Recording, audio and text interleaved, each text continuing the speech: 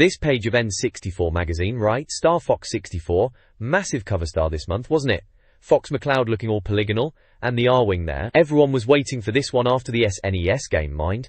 Every secret shown, every mission flown, bit much, but we'll see. Inside, it mentions Doom 64, Killer Instinct, and International Superstar Soccer 64, probably reviews or something. Down at the bottom, little boxes for Multi-Racing Championship, something called Troublemakers, and Power Pro Baseball 4. Oh, and their Game Japan section, which is always good for a giggle, especially with that tagline, huh? We explain how to understand Japanese games, cheeky. Plus they've got Japanese arcade news and reviews, for those into that import stuff. June 97, issue 3, £2.95. Not bad for the price of a pint back then. This page is the welcome to N64 Magazine, right then. They've laid out their stall with 10 promises, basically saying they reckon the N64 is the best console ever made, which we knew anyway, and that they'll cover all the games from Europe, America and Japan. They're going to use proper reviewers, and actually play the games properly before giving their verdict, which is a good thing, and pack the magazine with tips and secrets, which we always appreciate. They're promising to be totally independent, so they'll call out a rubbish game when they see one, and they'll have all the latest screenshots of new games from around the world. No boring waffle either, thank goodness, and they'll give advice on all things N64. Basically, they reckon there'll be everything an N64 fan could want every month. Howley. The editor's welcome bit is all excited about Star Fox 64, saying it's bursting with ideas and special effects. Proper good stuff. He's dismissing anyone who's doubting cartridges, and reckons they feel more filmic than CD-ROM, whatever that means. He's on about getting gold medals in Star Fox 64, and wanting to try out the 4-player mode when the UK version turns up in the summer. There's a truly terrible joke about Arnold Schwarzenegger, and a plant, honestly, don't ask. They've got a Star Fox 64 import review this month, which is fair enough, as we've been waiting ages for that. James apparently has had a go on Multi-Racing Championship, might be worth a look, and the US version of Doom 64 is supposed to be smashing. Tim's been engrossed in ISS 64, which is good if you're into your football games, and Will's ferreting out Mario 64 secrets, so that's always handy. And ZY, or Zai, as it's pronounced, has been off to Japan talking to N64 developers. Slap bang in the middle of the page are those polygonal Star Fox characters, Fox, Falco, Peppy and Slippy, looking all heroic in space. And down at the bottom in bold it says, Scary Veg, time to get on with it again. Which is a bit cryptic, maybe something about getting back to gaming after being distracted by something else. And it's June 1997, just to put it all in context. This page is the contents page, obviously in big red letters, you can't miss it. They've got those blocky polygonal football lads from International Superstar Soccer 64 plastered all over it. Finest football game in the world, they're saying, thanks to Jimmy Hill's chin. Bit strong, but it was alright I suppose, for the time. Then there's Killer Instinct Gold, the beat-em-up. Best on the N64, but still, sounds a bit lukewarm, doesn't it? Import Arena, that's where they're looking at all the import games, Japanese and American stuff. Star Fox 64 is in there, animals in spaceships, Foxy goes a-hunting. Yeah, classic. Doom 64, Doom's back, and it's brilliant. Well, it was Doom, wasn't it? Mahjong 64, bit of an odd choice for the 64, more Mahjong. No, me first. Right you are. And then there's Power Pro Baseball 4 from Konami, their baseball thing. Pages listed next to each title, naturally. This page in N64 Magazine, we're looking at Planet 64, the news bit. They're banging on about Multi-Racing Championship, calling it the N64's first proper racer, and Go-Go Troublemakers, which sounds a bit odd. Then there's the News Center, with the usual promises of the 64DD and a universal adapter, and some game called Retro World coming soon, naturally. And as always, more first-person shooters on the horizon, apparently from all over the globe. Moving on, there's an N64 how-to section, typical magazine filler, guides for games and all sorts. They're telling you how to play Japanese games, deciphering all that weird text, probably for games we couldn't easily get hold of here. Then it's getting a perfect score in Mario 64, those 120 stars, blimey, that took some doing. And finally, how to get all the challenge points in Shadows of the Empire in the last few levels. Always handy those guides, especially for Star Wars. Team 64 section next, bit of personality I suppose. Jonathan Davies is on about Star Fox 64 and rubber dinosaurs. Seems a bit random. Will Overton, apparently always at the office, has been playing Mahjong 64. James Ashton broke a joypad playing Doom and a chair playing International Superstar Soccer. Sounds like a right tearaway. Tim Weaver's also on International Superstar Soccer, saying it's better than James at ISS 64, Bit of office rivalry there. ZY Nicholson, always the Mario fan, is going on about Super Mario 64, and his diurnal cycle, whatever that means, and new glasses, very exciting. Marcus Hawkins is kicking himself over Killer Instinct Gold, not sure what he's on about there. Warrington also. Lastly, there's regulars with tips, something called Club, 64 feet for reader letters I guess, a directory, subs info, and a preview for the next issue, N64 issue 3. Promises, as they say, and right at the bottom, Land of the Rising Fun Mark Ramshaw is apparently looking at game development in Japan, the home of the video game. Fair enough, a lot of good stuff came from Japan back then. That's the page in a nutshell. This page is a look at Multi-Racing Championship, or MRC as it's called here, and blimey, Ocean were apparently chuffed thinking they were going to be first out the gate with a proper racing game for the N64. It's a future look piece, so we're seeing what's coming. They're showing off some in-game snaps of MRC, and they're pointing out a few bits and bobs. Apparently, the headlight effects are decent, which is handy for dusk racing, and the courses are a bit more hilly than what you usually got back then in races. The rear-view mirror gets a mention too, which is something I suppose we were easily impressed by in those days. There's a shot of the course select screen, Ria Yarrow is the course name, and another bit showing some car stats for Gallant, made by Imagineer someone or other. It looks like they are ticking the boxes for speed, acceleration, handling, and grip, and it says OK, so that must be good, right? They've even got a little mascot geezer in the corner of the page. Issue 3 of the magazine, page 6 it is, back in the day when N64 was still fairly new on the scene. This page in N64 Magazine from back in '97 is having a look at Multi-Racing Championship. Right then, another racer for the N64, wasn't exactly short of them, were we? It's being touted as exclusive, of course, as everything was back then, and it seems like Ocean are publishing this one.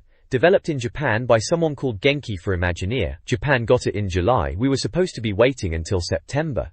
Typical. The review talks about it being a touring car racer.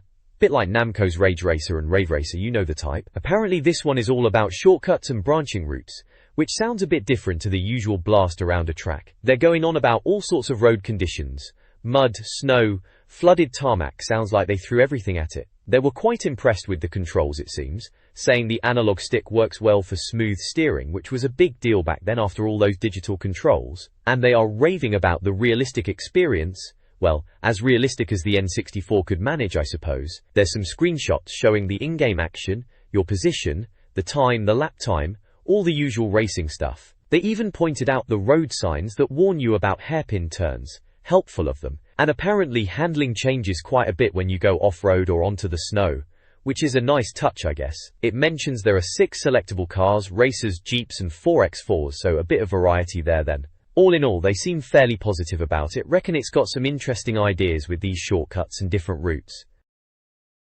The next page here in Planet 64 magazine is taking a look at Multi-Racing Championship. It seems like they're quite impressed with it, calling it a winning game and all that. It's a 4-wheel drive buggy racing type of game apparently, or at least that's what they're guessing the vehicle is meant to be. They are saying the AI is a bit tricky, with the computer cars swerving about to get in your way, which sounds like it might be a bit of a challenge. Not just a walkover like cruisin', their words not mine. Graphically they reckon it's not quite up to the level of Nintendo's own games, and definitely not as good looking as Wave Race, which was a stunner at the time, wasn't it? Still, they say the courses and cars are detailed enough, even if the resolution isn't razor sharp. One good thing they mention is the lack of pop-up, which is always a bonus. Courses sound like they are varied with villages and winding paths, all that sort of thing. Apparently you can customize the cars quite a bit, even down to the spoilers, although they're not entirely convinced it makes a difference. They mention tinkering in the garage to change gear ratios and tire treads, which sounds like standard racing game fare, but they say it can make a difference. They are showing off the 2-player split-screen mode, comparing it to Wave Race again, and saying they've managed to keep the speed up even in split-screen. It looks like the screen size does get smaller though, naturally, but they reckon you'll be too focused on the track to notice. They mention the stats cunningly reduce the track the CPU has to move, which is probably how they keep it smooth in 2-player. The article goes on about the gripping stuff in the game, talking about the different surfaces you'll be driving on: tarmac, snow, gravel, all sorts. They reckon the type of vehicle you choose matters, especially for tricky surfaces, and the weather changes too, which can mess with your grip. Sounds like they're trying to add a bit of depth to the racing, more than just flat-out speed. They finish off by saying their expectations are high for multi-racing, and it's a target for other racing games on the N64 like Top Gear Rally and Rev Limit. Sounds like they think it could be a bit of a benchmark when it comes out in the summer. We'll see, won't we? This page is all about Multi-Racing Championship, or MRC as they're calling it, for the N64. It's got a bit of a write-up under the heading Track Suite, talking about the different tracks available. Apparently there are 3 main ones, easy, medium and hard, and they've got these slightly odd names like Malphas, Realard and Cassandra, which sound a bit made up if you ask me. There are screenshots from each of these tracks, showing off the racing. You can see the position you're in, the lap times, and all that jazz. Looks fairly standard racing stuff for the time, not groundbreaking visually, but maybe it plays alright. They're also going on about the weather system, showing a weather information section with a track map, and little weather icons dotted around. Apparently different parts of the tracks can have different weather, which is a bit of a fancy touch for back then, innit? Camille. The article mentions something about alternative routes and shortcuts, making it sound like there's more to the tracks than just going around in circles. They reckon it can get a bit complicated choosing where to go, which could be a good thing or just annoying depending on how well it's done. Right at the bottom it says to be continued, with more about MRC in the September issue, so this is just a little teaser then. This is from the June 97 issue, so they are building it up for a proper review in a few months. Seems alright, could be a bit of fun if you're into your racing games on the N64. Not exactly Daytona USA is it, but we'll see. This page is having a look at Troublemakers. Seems it was delayed, which was a bit of a pain as it was looking like one of the more interesting games coming out on the N64 at the time. They mention it was quite high up on some eager waiting list, bless. It's from Treasure, who did Gunstar Heroes and Guardian Heroes back in the day, so they knew what they were doing with Sega machines. Apparently they've stuck with 2D, which was a bit old-fashioned by N64 standards as everyone was going 3D mad, but Treasure were always good at that sort of thing. The main character is Marina, some robotic housemaid, and she's trying to rescue Professor Gumball. Sounds a bit mad, doesn't it? It's described as a shoot-'em-up platformer where you can grab enemies and sling them about the place. Apparently even the boss's weapons can be thrown back at them. They mention it's mostly 2D, but some of the bosses might be in 3D, which sounds a bit tacked on. And it seems no one in Europe wanted to publish it at first, so they're having a dig at Enix to get it sorted for us, PAL gamers. Fingers crossed it actually came out in the end, and wasn't a PAL conversion disaster. This page then, it's all about Troublemakers for the N64. Looks like a bit of a preview. They're calling it a housemaid action game where you have to save a professor. Sounds a bit bonkers, doesn't it? There are a few screenshots of the game. Looks like a 2D side-scroller, quite colourful, with some interesting looking characters and explosions and all that jazz. They mention you can combine items in a cauldron like Nentsubo to make better ones, which is a bit different. Apparently Enix's Troublemakers leaflet shows Marina, that's the main character I presume, holding a load of these Nendoros characters. You'll need to learn the levels properly for speedruns later, they reckon. The Japanese release date is June 27th. No UK date yet, typical. Coralex. Down below there's some Japanese text with detailed graphics, so they reckon there probably won't be any speech in the game. Treasure. The developers, they're known for their light effects, so expect plenty of that apparently. So in the game. Finally, looks like there was a playable version at the Tokyo Game Show. They're wondering if there's a 3D boss in there, or maybe just another 2D boss. They are not sure, to be honest. And it says to be continued. Next issue, so they'll be reviewing it properly later. June 1997. Blimey. Time flies. This page, right, it's all about the Nintendo 64, isn't it? Look at that, they're shouting about the N64 price being slashed. Down to £150, from £250. Crikey, back then that was still a fair whack of cash, but a sight better than 250 quid. You've got a big picture of the console itself. A proper chunky bit of kit, wasn't it? And there's that Globe character, bit of a mascot for Planet 64 I suppose, looking proper chuffed with his N64 controller. Down the side there's all the magazine stuff, names of the editor and that. Jonathan Davies is the top man, and they've got Will Overton on art, always did a good job. Issue 3, June 1997, blimey, takes you back. Subscription details if you had the readies, and all the usual small print. Yeah, just a page pushing the N64, and the mag itself really. This page is all about the big N64 price drop back in the day, going from a whopping £250 down to £150. Seems like sales went bonkers after that, apparently even outselling the PlayStation, which was the big cheese at the time, wasn't it? They're saying shops were shifting twice as many N64s after the cut. Good news for Nintendo, but not so much for us poor sods who forked out the full whack at launch. Ollie, there's a bit of a whinge about it, rightly so, with the headline Angry Tense. They've got comments from readers who are proper cheesed off about paying so much more. One bloke, Simon Nugent, nearly chucked his N64 out the window. Another, Keith Patmore, reckons £100 saving isn't funny at all. Someone called Chris Southam bought his just a week before, and feels properly mugged off. Stephen Mighton reckons he could have bought 2 more games with the saved cash, and Mr. J. Khalid's mate saved up his pocket money, so he's feeling ripped off for them too. Chris Wade is just chuffed he can finally afford one now though. Fair play to him. Warren. Looks like all the complaints meant The Games, who were Nintendo's UK lot, had to set up a special phone line and send out letters to calm everyone down, explaining why they slashed the price. Bit late for those of us who paid full price, eh?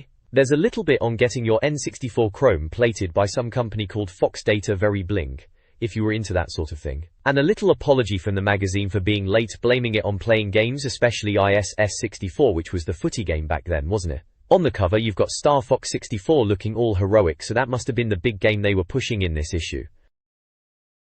This page in N64 Magazine, it's all about the 64DD again. Bless them, they're really pushing this thing, aren't they? 64DD gets better and better, the headline screams, though it's still just that same blurry picture of the console add-on we've seen before. But apparently, there's some new information, or so they say.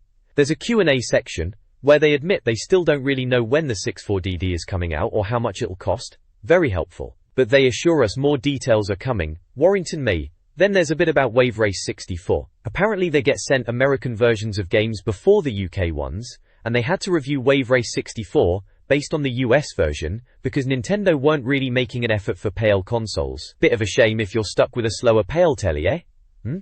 There's a funny little sidebar asking, is Luigi in Super Mario 64? They're saying no, it's a hoax, although they kind of hint maybe, just maybe.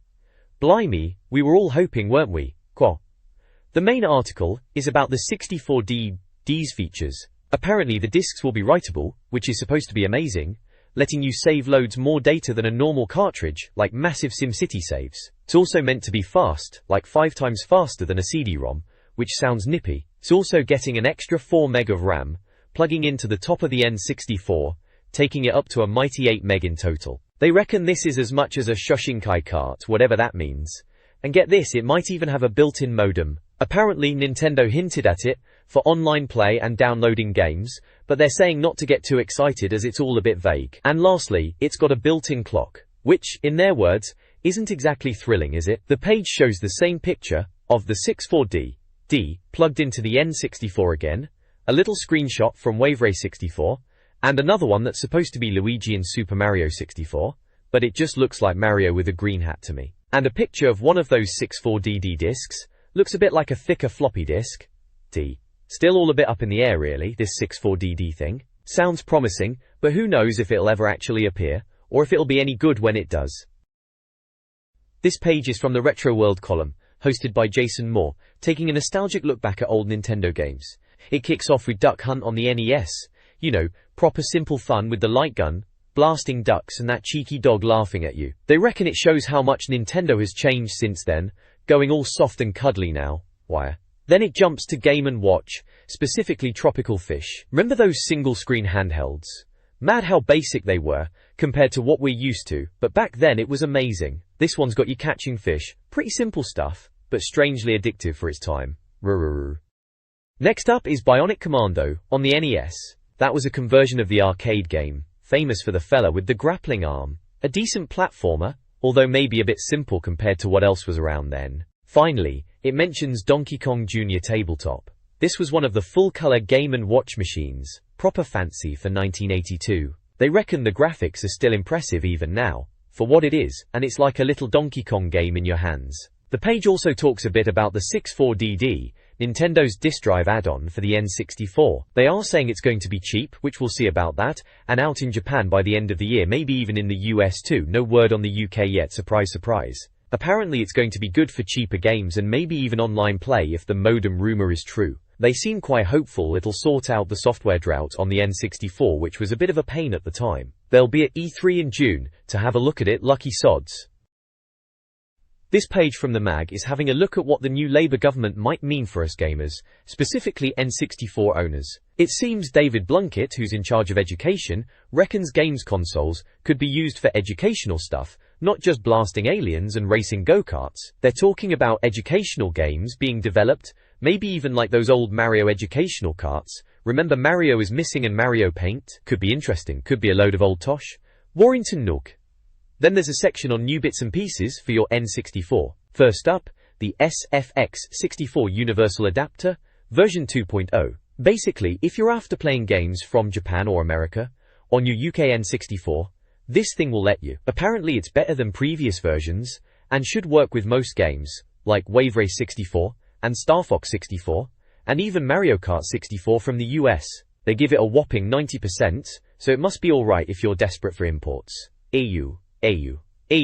Next is the Game Killer. This is for cheat merchants really. If you can't be bothered to actually play your games properly, this lets you cheat your way to the end. Unlock all the gold medals in Pilot Wings, or get all the stars in Mario 64 without actually earning them. It also works as a cheat device for Mario Kart 64 and Wave Race 64. Bit pointless if you ask me. Where's the fun in that? They give it 54%, which seems a bit generous for a cheat device. Lastly, there's a section called the N64 board. Looks like a letters page or something. Someone sent in a picture of their dog with a man's face, and some other random bits and bobs. Standard magazine filler really. Oh, and they mention Street Fighter, and winning 11 turbo trading cards in the context of readers' submissions.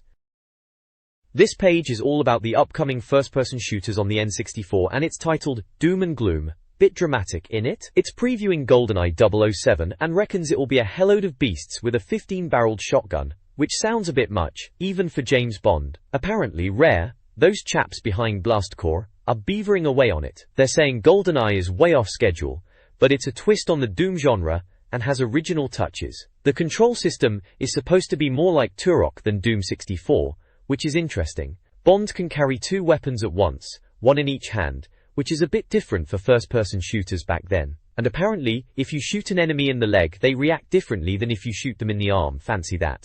Every level is based on the film, and they've given everyone a polygonal makeover, so Bond and the villains look like their movie counterparts. There's mention of secret sections dedicated to Bond villains and weapons, ranging from rocket launchers to stun guns. They seem quite excited, saying it's shaping up to be a superb shooter. There are a couple of screenshots. One shows Bond in what looks like an office corridor, and another of a rocket. Classic Bond stuff really. They do admit these screenshots are a bit old, and Nintendo have tweaked the game since then, saying a beautified version will be at E3 in June, so we'll have to wait and see about that. Seems like they're hyping it up quite a bit, but we'll see if it lives up to it when it finally comes out. This page dives into the dark and gloomy side of gaming, with a look at Hexen 64 and Quake 64. Hexen 64 is up first, sounding like a fairly faithful conversion of the PC original, though the reviewer reckons it might be lacking that Turok sparkle, whatever that means. They mention it's a medieval monster basher, and points out the PlayStation version had some issues with pixelation, so hopefully, the N64 can handle it better. There's talk about 4-player mode being essential, and the boss beasts looking more visually ferocious than Doom's. Apparently you can play as a mage, cleric, or warrior, and collect up to 12 weapons, which sounds alright. Recurus. Then it's on to Quake 64. Midway are bringing this one over, and they are clearly quite chuffed with themselves after doing Doom 64. This Quake is supposed to be a straight port of the PC version, but with some graphical bells and whistles like water transparency and recolored shadows. They've even got a new in-house soundtrack for it. All the original weapons are there, like the double-barreled shotgun and rocket launcher, the usual suspects really. The reviewer calls it a lazy conversion but reckons it'll still be popular. A bit like the Pope apparently. They also mention the environments are beautifully scribbled, and the skies and whale-warbling nasties give it that deep, dark Quake feel. So, standard fare for the N64 then. Plenty of blasting things in murky corridors. This page has a couple of game previews, kicking off with Choppers for the Chop. Sounds a bit ominous, doesn't it? It's about a game called Wild Choppers, being developed by Seta. Remember them? They did some bits and bobs. Apparently it's supposed to be a 64-bit desert/jungle/urban strike wannabe, which, let's be honest, sounds a bit ambitious. There were rumors it might be canned, which wouldn't be too surprising, would it? Screenshots look a bit, well, standard fare for the time, hoping it's not just another old hack job from Seta, as they put it. Eager. Then we have Hudson Play Some Fatball, which is for Soccer 64. Hudson Soft are having a crack at football. Shots have been sat waiting, apparently. They're keeping quiet about the specifics of this footy game coming out in autumn. They're bringing back the sort of pie-conscious players that made Super Soccer on the SNES so famous. They've even got the J-League license now, which means real stadiums and player names. Screenshots look alright, bit blocky as you'd expect, but it mentions it's not quite as sophisticated as ISS64 motion capture-wise, which was the benchmark for footy games back then. Still, could be a laugh, we'll see. And lastly, there's a tiny update on Extreme G, Acclaim's Wipeout beta, which has had pictures leaked. Acclaim are trying to keep it quiet, but N64 Mag managed to find some more proof of its potential. Seems like they're trying to push the futuristic racer boundaries, bless them.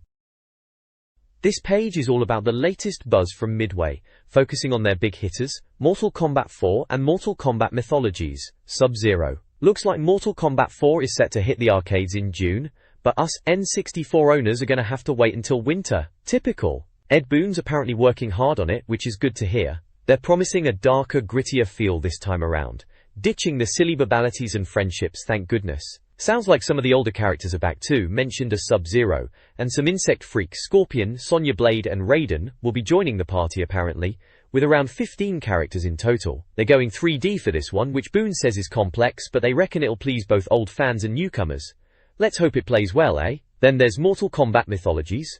Sub-Zero. Rumors were flying around that it was going to be some kind of RPG, but it turns out it's more of an action-adventure game, a bit like Final Fight apparently, with Sub-Zero battling his way through hordes of enemies. It's set before the very first Mortal Kombat game, but with links to MK4. John Tobias from the development team reckons it won't skimp on the fatalities, which is what we want to hear. They're talking about mixing 2D and 3D bits, with climbing and puzzle solving thrown in. Could be interesting, could be a mess, we'll see. They're even hinting at another Mythologies game, if this one does well. Maybe starring another combat fighter. Apparently it's due out around autumn time in America, so hopefully not too long after for us here. The screenshots are a bit dark and grainy, typical pre-release stuff, but they give you a flavor of what they're aiming for with the 3D levels and MK characters. Certainly something for combat fans to keep an eye on. This page in N64 Magazine. Right then, let's have a butchers. So we're kicking off with Driving Miss Titus, or Lamborghini 64 as it's actually called. 5 racing modes apparently: arcade, tournament, championship, time trial and a secret one. Sounds like they're chucking everything at it. They're boasting about the graphics, naturally, mentioning the Lamborghini Diablo, always a crowd pleaser, wasn't it? Looks a bit jaggy in the screenshots, mind you, but it's early days. They're banging on about the environments too, deserts and ravines. And you can damage your motor, which is novel, I suppose. Made by Titus, who did Prince of Persia 2, so they might know what they're doing, maybe. Sounds alright, could be a bit of summer fun if it comes off. Maybe. Then underneath that is The Big Stakes, Dracula 3D. Konami are having a go at Castlevania on the N64.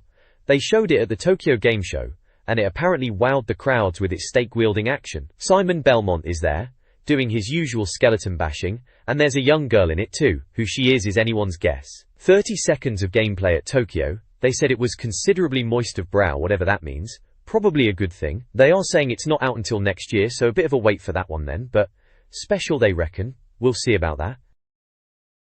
This page announces some pretty exciting news from Nintendo about the new Zelda game, Legend of Zelda 64. They are calling it Zelda V. A bit dramatic, eh? Apparently it's going to be massive, a whopping 128 megabits cartridge, which is twice the size of Mario 64. Blimey. It's coming out in Japan towards the end of the year, and then a 64DD version is planned for 1998. They are saying the cartridge version will be more action-focused, while the 64DD one will be all about exploration, making use of the disk drive's capabilities. There are a few little screenshots dotted around, nothing too mind-blowing, but you can see Link fighting a skeleton warrior, which looks like a proper sword fight, not just bashing buttons like the old days. Another one shows Hyrule Field looking a bit misty. James reckons it's like his idea of hell at 6 AM, dramatic as always.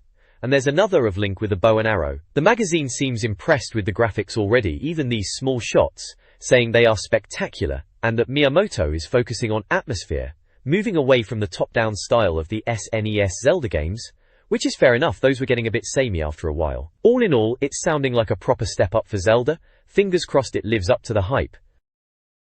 This page in N64 Magazine, right? It's all about Goemon making his debut over here in the UK. Ganbare Goemon 5, or Goemon's Great Adventure as it'll probably be called when it finally gets here, is getting a look in. They saw it at the Tokyo Game Show and reckon N64 is lucky to get it. They're calling it a role-playing masterpiece, which is maybe pushing it a bit, but it's certainly looking interesting in 3D, yay. Apparently they're still tweaking the camera and controls, but reckon it's got the charm of the old SNES games, which is good to hear. They're saying the village bits and action platforming are now blended together in 3D, a bit like Mario. There's even a Goemon Impact section in 3D, which they say is a challenge to control. Good news for us Goemon fans in the West. Konami UK and US are telling Japan they want it over here, so fingers crossed. There's also a bit about Zelda 64 in the screenshot captions. They mention fairies are back, and you can catch them in a bottle, and they're banging on about the lighting effects being amazing, more atmosphere than a Russ Abbott record apparently, which is a bit of a weird comparison. Down at the bottom there's a stop press bit mentioning Quest, the Japanese lot who made Ogre Battle on the SNES. They're apparently doing a new strategy game for the N64, despite Square trying to nick their programmers for Final Fantasy Tactics. They reckon Tactics Ogre nearly won an award for being the most delayed SNES game ever, so hopefully, this new one for the N64 will come out a bit quicker. Looks like a screenshot of Tactics Ogre there, classic isometric strategy stuff. This page then, is all about upcoming titles, or at least, titles they're trying to get us hyped for. First up is Quarterback Club 98, American football on the N64, eh? They reckon it's a stunning showcase for the console, right? It's got all the proper licenses and player likenesses apparently, even down to facial features. Sounds a bit much, doesn't it? They're banging on about the graphics and commentator Marv Albert, as if that's gonna sell it. It's due out in the winter in the States, but typical, no date for us Brits yet. Then there's Baku Bomberman, or Hudson Push Date Baku, as they dramatically put it. Seems even they don't know when it's coming out. It's Bomberman, fair enough, single player with big bosses, inspired by the SNES version which was decent enough back in the day. They are saying the multiplayer, when they get around to showing it, is likely to be single screen but in 3D. Not entirely sure about that.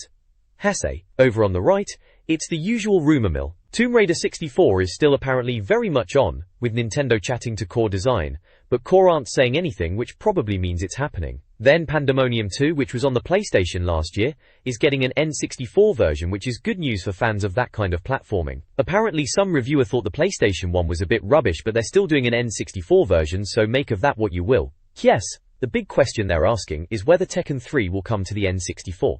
Apparently, last month it looked unlikely, but now maybe it will again. Who knows with these things? There's talk of the 64DD again, that peripheral that never really took off. Japanese developers Culture Brain are doing a 3D fighter called Art of Fighting Twin. Sounds very Japanese, unusual characters and lots of special moves. And Ocean are doing a football game using the Virtua Striker 2 arcade engine. That could be alright actually. Finally, Probe are doing a football game, Extreme G's sister project, called Ultra Soccer, but they might be struggling to find a publisher and may just convert Dead or Alive instead. So the usual mix of maybes and possibilities really, par for the course for these mags back then. This page is from a gaming mag, looks like it's trying to give us the inside scoop from Japan on the N64 scene. First up, big news of course, Star Fox 64 has finally landed in the shops. They're calling it a long-awaited masterwork, a bit strong perhaps, but we were all pretty hyped for this one back then, after the SNES of SNES game. Apparently it launched on April 27th and set you back about 43 quid, which included the Rumble Pack, or Vibration Pack as they call it here, which was the in thing at the time, making your controller shake about. They're saying it's a full-on 3D polygon shooter with your Arwing team battling Andross's army. It's not just a simple remake of the SNES game though. They reckon it's a whole new level of experience, especially with the all-range mode letting you fly all over the place. Sounds like they're proper impressed with the graphics and the fact you can have up to 4 mates battling it out in split screen. They even joke about the Rumble Pack, saying it's a bit puerile but then admit you'll probably end up saying, damn, this thing is heavy. There's a picture of the game box, and even a snap of a Japanese TV ad with a woman holding the controller. Proper cheesy stuff. Then, underneath all that there's a bit called Tokyo Culture Scene, talking about primary schoolers going bonkers with trading card fever. Apparently this card craze has hit Japan big time, like it did in America, with kids obsessed with sports cards, animation cards, and even game cards. They say it's all thanks to this baseball player, Hideo Nomo, who made American sports cool over there. So now everyone's mad for trading cards, even the older Japanese baseball ones are suddenly popular again. Interesting to see what the kids are into over there, always something new kicking off. This whole page is from Game Japan by the looks of it, and part of Planet 64, must be a regular feature. Right at the bottom it says Issue 3, and page 26 so you know where you are. Pretty standard fare for a mag back then, keeping you in the loop on what's happening in the world of N64. The next page is about what's hot in Japan on the Nintendo 64. Seems like Power Pro Baseball 4 is topping the charts over there in March, selling a whopping 184,000 units. Bit of a surprise for us maybe, as baseball games weren't massive here, but then again, they are bonkers for baseball in Japan. Blastoza and Mario Kart 64 are doing well too, classic Nintendo titles really. Then you've got J-League Perfect Striker and Super Mario 64 rounding out the top 5, both from Konami and Nintendo respectively. Interesting to see Super Mario 64 still hanging in there, even though it was a launch title proper evergreen game, that one. There's a little Nintendo short section talking about new Game Boy Pocket colors, gold and pink. Apparently the gold one was a limited edition at Toys R Us before, but now they're releasing it properly. Pink one is coming in July, bit pricey though at 6,800 yen. Kuni. Then there's a funny bit about betting on horse racing, using your SNES. Japan Racing Association have apparently come up with a system, a bit like the one they had on the NES. You'd need a modem and a special cartridge for it, mind you. Sounds a bit of a faff. But if you're into your horses and your SNES, maybe it's your cup of tea. Finally, there's a mention of Kazutoshi Ida, the bloke behind Aquanauts Holiday and Tayuno Shippo on the PlayStation, saying he's making a new game for the N64. Keeping it all very secret, apparently a secret plan involving time and space. Sounds a bit cryptic, doesn't it? They reckon it might be for the 64DD, Nintendo's disk drive thingy. Could be interesting, I suppose. Oh, and there are a couple of game boxes pictured, one for Power Pro Baseball 4 obviously, and another one for Neon Genesis Evangelion trading cards, those anime things that are getting popular with the kids. Seems like those cards and virtual pets like Tamagotchi are the big thing over in Japan right now. Always something new, isn't there? This page features a couple of big hitters for the N64 back in the day. We've got International Superstar Soccer 64 inches up top, with a screenshot of some polygonal footballers doing their thing. The reviewer reckons it's the finest football game around, good enough to win all the cups and thump Germany 5-0 in Munich. They've given it a score of 30 out of a possible, something I guess. 30 what, bananas? Anyway, they seem pretty chuffed with it. Then we've got Star Fox 64, called Lilac Wars over here I think. It's an import, so probably costing a fair bit more than your average game back then. There's a picture of Fox McCloud looking a bit dapper in his tuxedo, and a shot of an R-Wing blasting away. Probably Andross's lot. Time for some giant robots, an evil chimp, and of course, the fantastic Mr. Fox, it says. Sounds about right for a Star Fox game, doesn't it? They've slapped a score of 44 on that one, so maybe it's even better than the footy. Looks like a decent page if you were into your N64 games at the time. This page of the magazine is taking a look at the arena section, kicking off with Killer Instinct Gold. They're hyping it up as the UK release for this month and suggest Mr. Hawkins will show us special moves. It's got a score of 38, which, if you look over to the right, isn't great, according to their N64 scoring guide. Apparently anything under 49% is a bit of a disservice to your N64. Next up is Doom 64, which they are calling the world's oldest game on the world's newest console.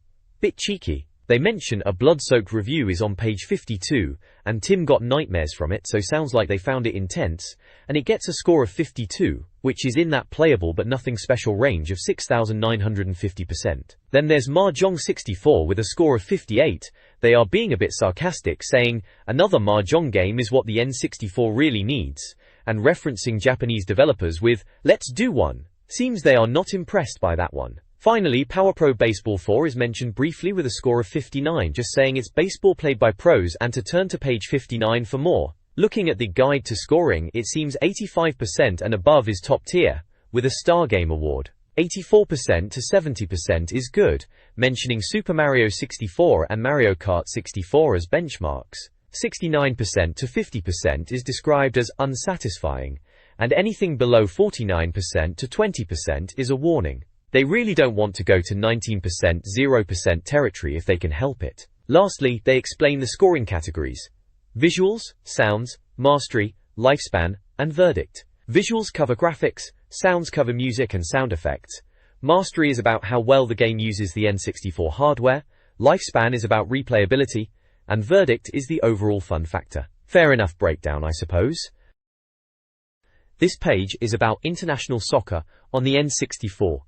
Right, so they're calling it International Soccer, but it's pretty obvious they mean that Perfect Striker game we saw a couple of issues back, the Japanese one. Seems like they've slapped a new title on it for us Brits. Looks like they're banging on about it being hardened up and having world teams in English, which I guess means they've maybe tweaked it a bit from the Japanese version and chucked in proper team names and commentary we can understand, thank goodness. They've got a few of those blocky screenshots dotted around, showing blokes running about a pitch. Names like Pissarro and Bojanek are mentioned, not exactly household names are they? And down at the bottom they've got these, well, polygon chaps in kits.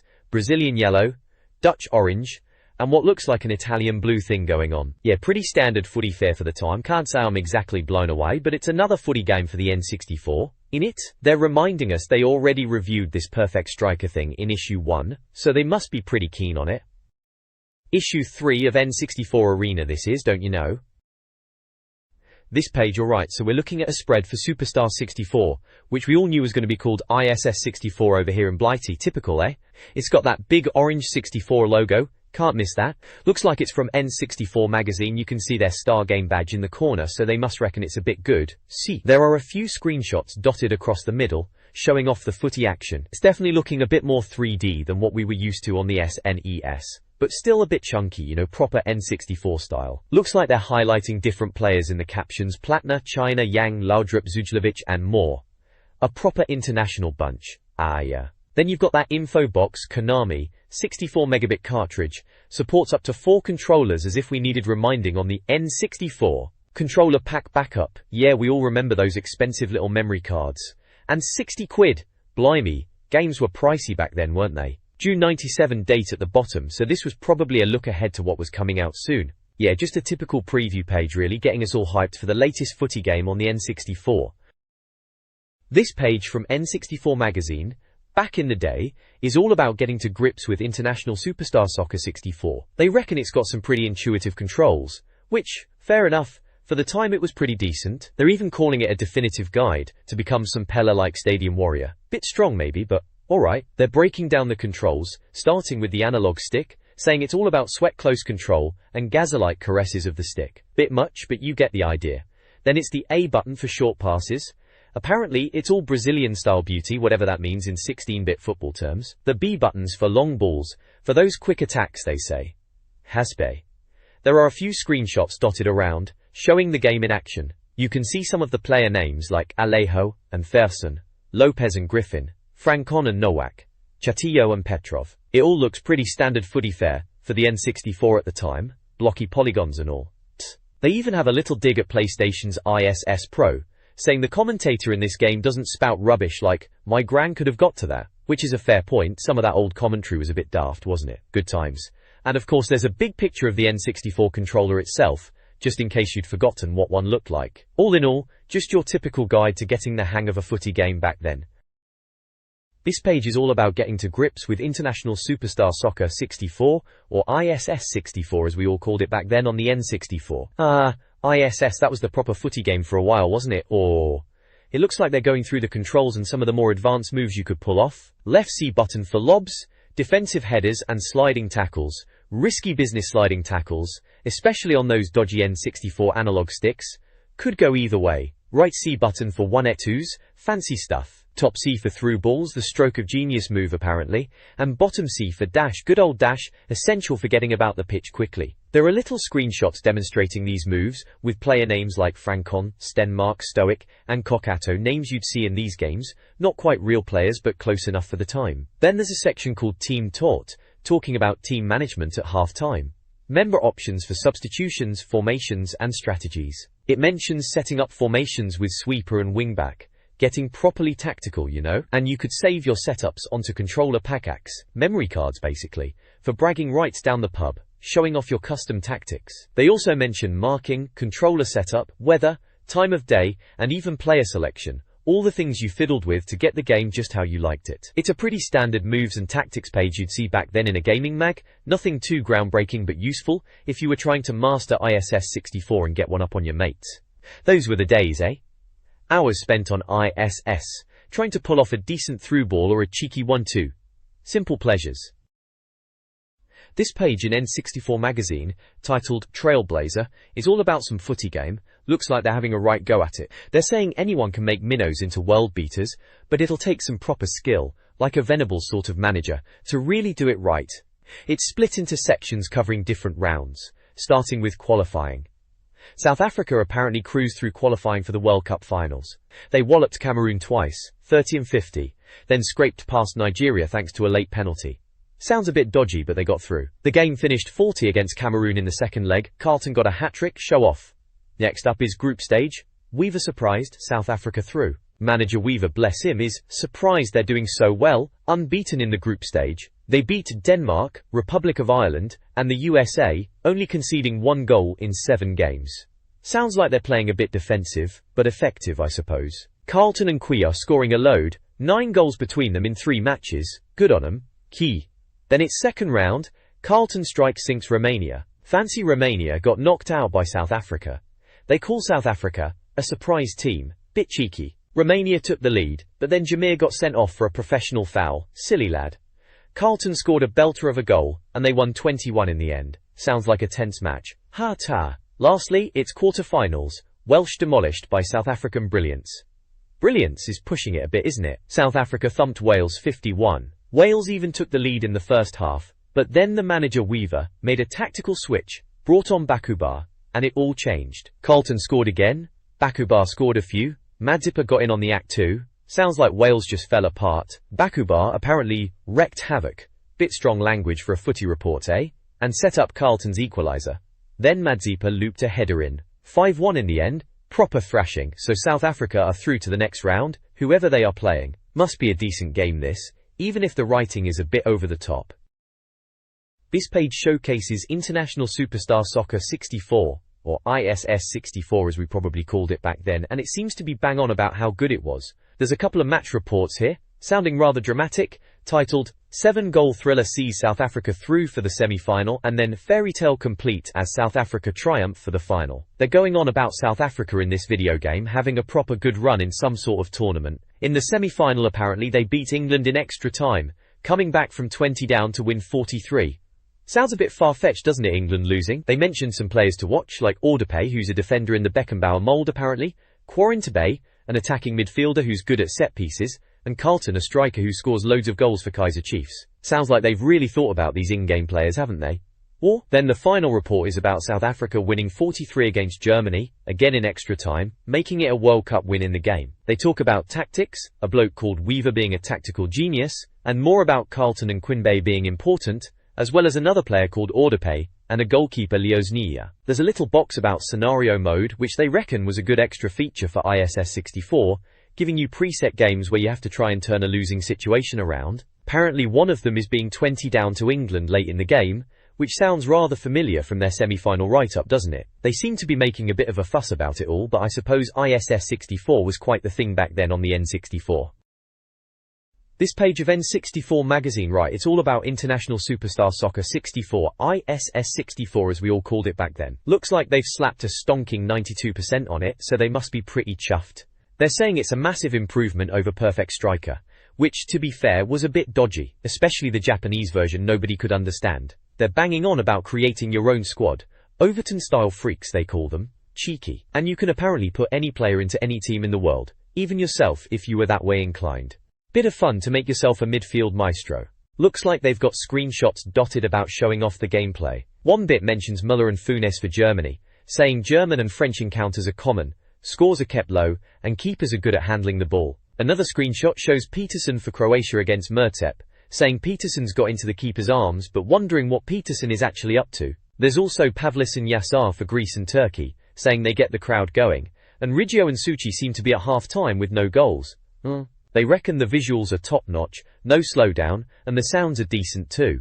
Crowd noises and English commentary, which was always welcome. Mastery and lifespan are both rated 9, so they reckon it'll keep you busy for ages and it's easy to pick up but hard to master, the usual spiel. The verdict bit at the bottom is basically saying ISS 64 is brilliant and a massive step up. They mention crowd pleasers like hitting the crossbar and through balls, and reckon the keepers are better. Overall, they're well impressed, calling it thoughtful brilliance and saying the developers Major A know their football. Tim, whoever he is, signs off at the end, so it's his review I suppose. Pretty glowing review overall, must have been good, eh? This page has got a big picture of Orchid from Killer Instinct, you know, the one with the distinctive figure, front and center. It's an advert or preview for Killer Instinct Gold on the N64, bragging about it finally arriving in Blighty. They're asking if Rare, the developers, still have the Midas touch. Bit of a leading question there, eh? There are screenshots of the game itself showing Glacius fighting Jago, and another with Tusk fighting Orchid, so you get a flavor of the polygyny fighting action. One of the little blurbs reckons the attacks are sodden with graphical tomfoolery, which is a bit of a weird phrase, but they're basically saying it looks flashy for the N64. They also make a rather cheeky comment about Orchid's glorious humps, which is peak 90s magazine humor, isn't it? Down at the bottom there's a little box with Killer Instinct Gold details. Out now with a Union Jack, 64 megabits cartridge, controller pack backup, and £55 price tag. Blimey, Games were expensive back then, and right at the bottom, it mentions they reviewed the US version of Killer Instinct in issue 1 and gave it 62%, so not exactly glowing praise then. It's issue 3 of N64 Magazine, in case you were wondering. The next page in this N64 mag is all about Killer Instinct Gold, remember that one? It's got the lowdown on a few of the characters. There's Kim Woo, described as the ginger spice of the Instinct mob, which is a bit cheeky. Then you've got Tusk, the slow brute, and Jago, the balanced fighter, basically your Ryu/Ken type. And of course, Gargos, who apparently is the head honcho, and a bit of a button masher's dream. They've got these little bios for each character with their heights, weights and ages, which was always a bit daft, wasn't it? Like, we really cared how heavy Tusk was. Then there's loads of move lists, combo starters, linkers, enders, the whole shebang. Classic fighting game stuff. It's all DFD, DB, FP, which looks like gobbledygook now, but back then you'd be scribbling it down to try and master that killer combo. There's also a bit about color change, and getting legendary all-white or all-gold fighters. Apparently you can unlock them by mashing in ZBAZAL during the intro. Bet a load of us wasted ages trying that out. It says you can get these special colors without having to complete training at every difficulty level, which sounds like a right cheat. And yeah, there are some screenshots of the game too, looking alright for the time. Bit blocky now, mind you. Overall, it's a pretty standard game preview page, giving you a taste of Killer Instinct Gold and getting you hyped for another beat 'em up on the N64. This page from N64 Magazine, issue 3, dives into Killer Instinct Gold on the N64. It's interesting to see them comparing it to the arcade version, Killer Instinct 2. Apparently Gold is supposed to be a conversion, but there are a few differences, like no character FMV, but new endings, though the reviewer seems a bit underwhelmed by them, not like those fancy multi-screen ones from KI2. And they reckon KI Gold is a bit of a beefed up version, with extra modes. Duo. The page then gets into the characters, showing Orchid, TJ Combo and Fulgore. For each of them, they list out their vital stats, height, weight and age, and then loads of combo move starters, linkers, super linkers, and enders. It's all there, the button presses you'll need to pull off those crazy combos. Remember trying to memorize all of these from magazine pages back in the day? Good luck with that, mellers. Finally, there's a bit about stage knockoffs, which were always a laugh. Apparently, in KI Gold, if you hoof someone off the stage, the camera doesn't always follow them, and you just get a flashing red screen. They mention Jago's Tiger Fury as a good move for stage knockoffs. Sounds like they are encouraging you to explore all the stage's potential for sending your opponent plummeting to their doom. Good times. This page delves into Killer Instinct Gold on the N64. Feeling a bit like a blast from the past reading it now. Back in '97, this was proper cutting-edge stuff on Nintendo's new console. They've got these character profiles, going over Sabre Wolf, Spinal and Maya. Sabre Wolf, bless him, they say he's a bit slower these days, cheeky. Spinal's the skeleton geezer, described as a ribbed monstrosity, and Maya's the jungle temptress type. Each gets a breakdown of their combo starters, linkers and enders, all those button presses you'd try to memorize back in the day. There's a bit about the sky level, apparently a bonus arena, if you hold the stick down and press the C button's medium kick, apparently when picking characters in 2-player. Sounds a bit fiddly, but anything for a new stage, eh? Then they've got extra options, mentioning you can get into KI Gold's special options without finishing the training, which is handy. Apparently you bash in ZRBA, left shift AZ during the character bios, and you get a perfect if it works. All these cheat codes were the lifeblood of gaming magazines back then, and apparently you could save these codes to the game pack, except for the Gargos and view end credits ones. Lastly, there's a section called The Final Curtain, about the game endings. It says KI Gold doesn't go heavy on character endings, but if you finish the game on each difficulty you see a bit more about your chosen fighter. They show a tiny screenshot of Tusk's ending and say, "Unfortunately, this is about as good as it gets." A bit dry, but maybe that's the point. Beat-em-ups weren't exactly known for their deep storylines, were they? Still, good memories of button bashing with this on the N64. This page from N64 Magazine, issue 3, takes a look at Killer Instinct 2, or KI2 as we probably called it back then on the N64. It's all about how to the key way of things. Sounds a bit poncy, doesn't it? Anyway, it's breaking down the different types of moves you could pull off in the game. They're talking about special moves, super moves, shadow moves, all the usual fighting game guff really. They go through recovery moves for getting up off the floor, pressure moves, transition moves, and just plain old throws. Then they get to the more interesting stuff like combo breakers, because who didn't love interrupting some poor sod's combo? Ultra combos and ultimate combos, because more is always better, right? And counters and parries, for when you are feeling a bit more skillful or just lucky. There are a few screenshots dotted around too.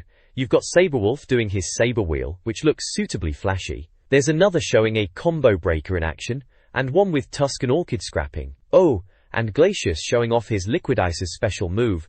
Looks a bit like he's melting, poor chap. They're trying to explain the power blocks and life gauges too, all the standard fighting game HUD elements. Down the side there's a bit about level select in 2-player mode using button combos for characters and locations, and some slightly convoluted instructions on how to see the end credits if you're a bit of a cheat. Typical magazine filler really, but back then we'd probably pore over every word to try and get any edge in the playground arguments about who was the KI2 master.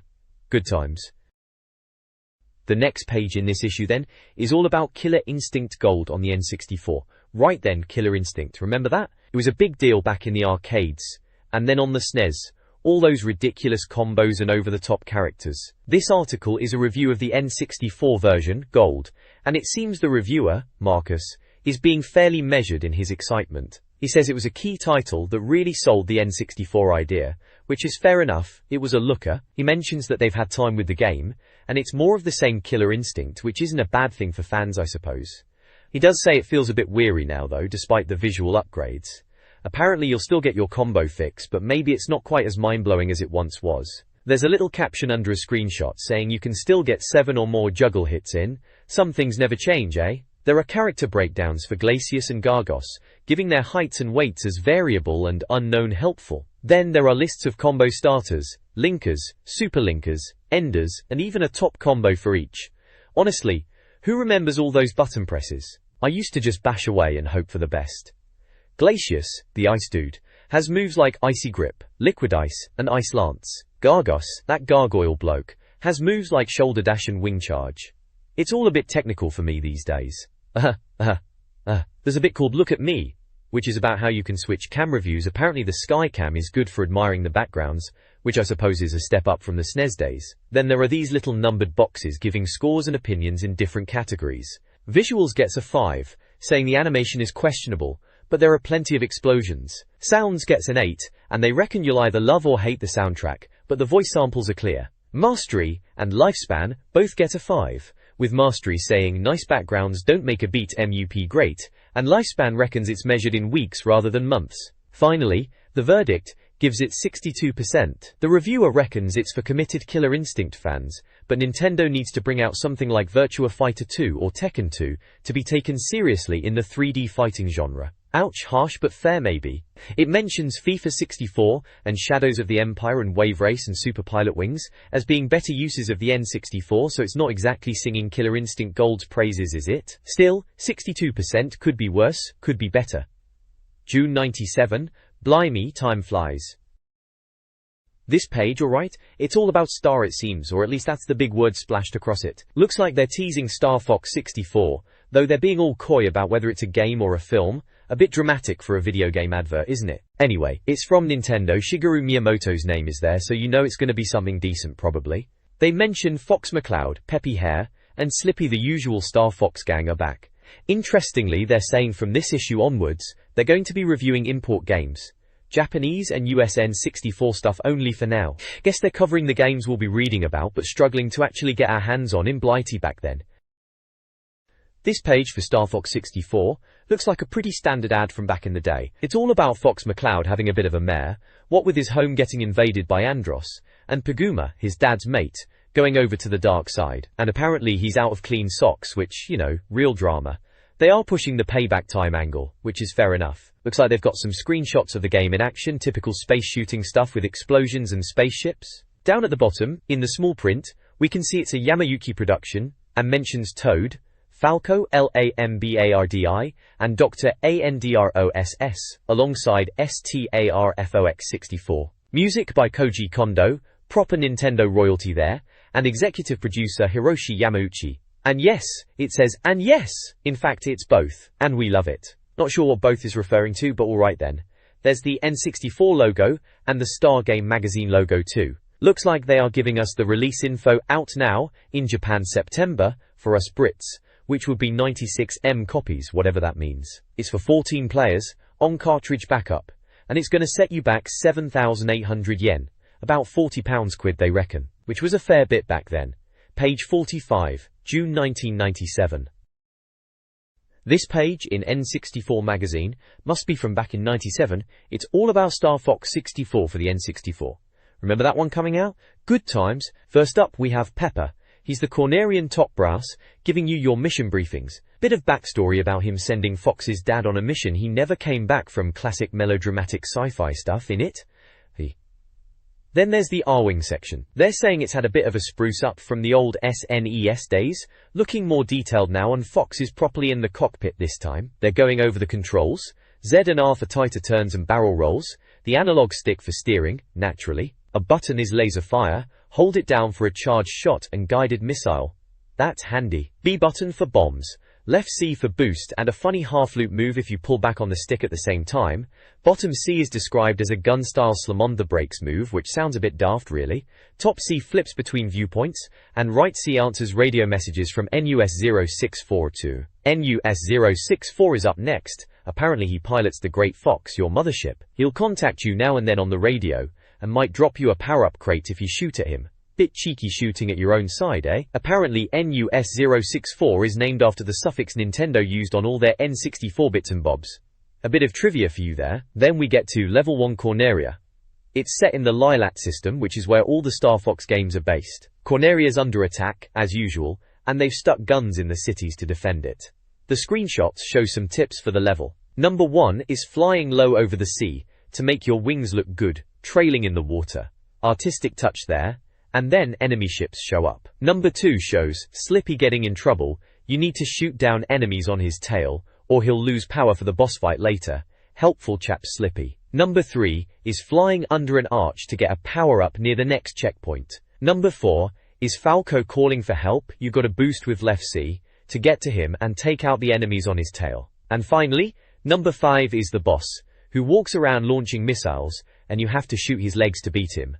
Standard boss fight stuff really. Lilat section at the bottom just says it's the star system where it all happens, and on Corneria you start and battle through planets to get to Andros at the end. They mention there are different routes depending on objectives, and if you don't achieve them you'll get bumped back to easier levels. Sounds like a bit of replayability then.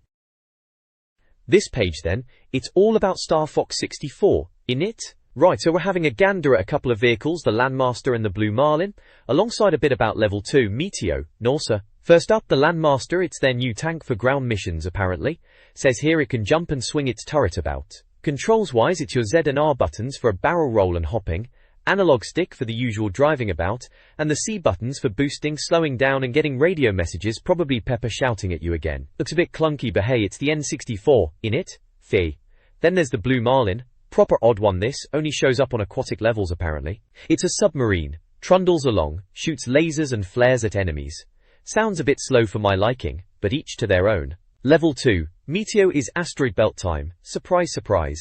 They're banging on about Empire Strikes Back, bit much aren't they? Seems you're straight into it, dodging rocks and the like. They mention Slimies, which are those little green fellas and waves of aliens, and Peppy helpfully suggests using bombs. Cheers Peppy, hadn't thought of that. Asteroids get bigger, aliens get weirder, firing pink hoops at you. Sounds like typical Star Fox madness really. And lastly, the pickups. Gold rings extend your power bar, silver rings refill it a bit, and stars are like loads of silver rings. Bombs are bombs, obviously. Good for bosses, fair enough. Power-up crates give you NUS-064 on the radio, and drop crates if you answer. What's all that about? Laser upgrades to boost your lasers, and wing repair to fix your frazzled wings. Standard fare for these sorts of games, really. Alright, moving on then. This page from N64 Magazine takes us back to the excitement around Star Fox 64, or Lilat Wars as it was known over here. It's part of an import arena section, so this is before it was properly released in the UK. Jat. They're introducing the Star Fox team, Fox McCloud, obviously the main chap, son of James McCloud, Peppy Hare, the old and wise one, Slippy Toad, who sounds a bit like a liability always needing rescuing, and Falco Lombardi, the cool but moody one. It's like they are laying out the team dynamics for anyone new to the series, which, to be fair, on the N64, there probably were a few. Then it dives into Level 3, Fortuna. It's described as being about repairing and rearming, with a mission to Fortuna on the way to Venom and Andros. The screenshots show typical Star Fox action, zipping about, shooting down enemy ships, and they mention a building. There's a bit about doing a 180 flip, which was always a cool trick to pull off to shake off enemies. Oh, and they mention Starwolf team showing up. They were always a pain in the backside, much tougher than your average fodder. Then a countdown, and escaping a building that's about to blow. Sounds fairly standard Star Fox stuff, but we were all eager for it then. Menu. Next up is level 4, Sector X. This one's set in space again, and they reckon Sector X is shaped like an X. Right then. It's all about waves of flimsy aliens, best taken out with missiles apparently. After that, it sounds like you're in a space junkyard with bits of mangled metal floating about. One of the bits of rubbish is recognized as a discarded arm of a massive robot. And then, blimey, a massive robot itself turns up. They even say it's got the scariest voice in video game Badum, even in Japanese, and it wants a go. And typically, Slippy, bless him, manages to crash into it and gets sent spiraling off to another planet. Poor sod. It's all looking pretty promising, very Star Foxy and action-packed, just what we were hoping for at the time. A good look at what was to come. The next page in this issue then, and it's all about Star Fox 64. Level 5 Titania, looks like a bit of a desert dust-up where you've got to rescue Slippy Toad, bless him. Seems like you're driving the Landmaster tank in this level, which is a change of pace from flying around all the time. Apparently there are these massive scorpion-type things kicking about and some buildings crumbling around, because why not? Then there's a bit where you have to zap enemies from a hillside, and finally, a boss pops up holding Slippy, a proper three-armed monstrosity naturally. You have to shoot its claws and then its evil heart. Dramatic stuff as always with Star Fox. Then on to level 6, Volus, which sounds a bit more complicated. Victory is almost assured, they reckon, but first, there's this rotating cube base to deal with. Another dogfight level, but with the ground spinning, which sounds like it could be a right pain in the arse to be honest. Your target is a building with a force field, and then a big gun tower in the middle. They mention Piguma as a traitorous fighter. Right, Piguma? Always knew he was dodgy. You're supposed to shoot out the towers from which the force field flows, and fly with or against the direction of rotation. Sounds like a lot to keep track of while you're trying not to crash. There's also a little section about the menu, because it's all in Japanese. Story mode, training, versus for multiplayer, ranking for high scores, options for sound, and data clear to wipe your scores. Pretty standard fare really, even if it is in Japanese. Good to know what you're clicking on though, isn't it? Still, Star Fox 64, can't wait to get my hands on it properly. Looks like a blast, even if the reviewer is trying to sound all cool and collected about it. This page then, takes a look at level 7 Venom from Star Fox 64, right at the end when you face Andros. It's talking about how brilliant the game is, and how the Andros fight is meant to be something really special. A bit of a spectacle. They're being very careful not to spoil anything, teasing a nasty surprise inside him, which is probably a bit dramatic, but we were all hyped back then, weren't we? Before that, it kicks off with a piece on the Rumble Pack or Jolt Pack as they call it. Remember that? The thing you plugged in that vibrated? Apparently in Star Fox 64, it's more of a wobble than a proper rumble. Still, they reckon it adds to the drama, especially for boss fights and when you get blown up. Seems a bit basic now, but at the time it was quite something. Feeling your pad shake a bit. They even mention it's cheap, which was always a bonus. Then it goes into the Venom level itself, describing bits where you fly through corridors, dodge pillars popping up, and get attacked by rock creatures. Classic Star Fox stuff really. They mention a weird bit where you fly into a game of Jenga, and another bit with laser fire, and rockmen guarded by other rockmen. Sounds like your typical tricky level design. Nothing too groundbreaking. They also touch on the storyline, saying it unfolds as you play, not like some games where it's all in cutscenes at the start and end. Apparently, it's like Star Wars, and the story develops as you go through the levels. They mention the link sequences are seamless, and how the game is packed with choreographed ship bits, and characters chatting. They big it up by saying it makes other games look rubbish with their static drawings, like Shadows of the Empire on the SNES perhaps. Bit harsh, but hey, Star Fox 64 was pretty slick for its time. The review also talks about the sound and music, saying it's pure cinema, and surprisingly good for the N64's sound chip. They mention John Williams style bits and different tunes for each level. Apparently there's even a cat theme when she appears, which is probably Peppy's niece, I guess. They think the sound effects are brilliant and the rumble parrick adds to the whole immersive thing. Right at the end they say bits of it are nicked from films, like the swooping spaceships from Star Wars and music and ending being inspired by something else. Seems like they're pointing out the influences but not in a bad way, more like a knowing wink. All in all, they're really loving Star Fox 64, aren't they? Can't blame them, it was a decent game. This page in N64 Magazine back in '97 is all about the extra levels and expert mode in Star Fox 64, or Lilat Wars as we knew it here. It's got sections on each of these secret levels like Sector Y, which you get to by following Falco and going through arches over water. Sounds a bit Gundam-y, they reckon. Then there's Sol, reached by blasting a flying saucer and taking on Starwolf on Katarina, apparently a crimson lava world with birds and rocks. Aqua is next, score over 100 points on Sector Y, and you get to put the Blue Marlin sub through its paces underwater. Sector Z is unlocked by shooting beacons on Sector Y, sounds tricky, and is full of enemy ships, vultures, and missiles apparently. Then there's Katarina, reached by finishing Sector Y, or going through all the blue rings at the end of Meteo. It's supposed to be a homage to Independence Day. Proper dogfight stuff. Maku Base is next, complete Sol and you're back in the Landmaster tank, battling beside a railway line. Zone S is from beating the Oyster Boss in Aqua, skimming waves, fighting flying baddies at a sea serpent, and apparently, you meet Cat there, whoever Cat is. Finally, Area 6, finish Sector Z or activate all the switches on Maku Base, another route through space fighting huge cruisers. It mentions you decide the outcome in Star Fox 64, and your choices affect the levels you visit, like following Falco on level 1 gets you to Sector Y rather than the asteroid belt. It also talks about the graphics being stunning, with lava levels, underwater bits, and loads of enemies. They reckon it's like playing a completely different game if you go through all these extra levels, and it takes about 2 weeks to see everything, even longer for expert mode. JC. Expert mode itself is unlocked by getting gold medals on every level, which involves powered-up homing shots, and using brakes a lot sounds like a right pain if you ask me. They've also got little boxes with ratings. 9 for visuals, 9 for sounds, 9 for mastery, 9 for lifespan, and a verdict of 94%, saying it's a showcase for the N64 and probably the world's best shoot-'em-up. And right at the bottom it mentions that English speakers will miss some vital clues in the Japanese version, but that makes it more fun apparently. Alright for some, eh? This page is a look at Doom 64. Blimey, they are still going on about Doom, are they? Brave new game or disco dancing dad, it says. Bit harsh, but yeah, fair point. So, can the oldest game in the world, probably, cut it on Nintendo's new machine?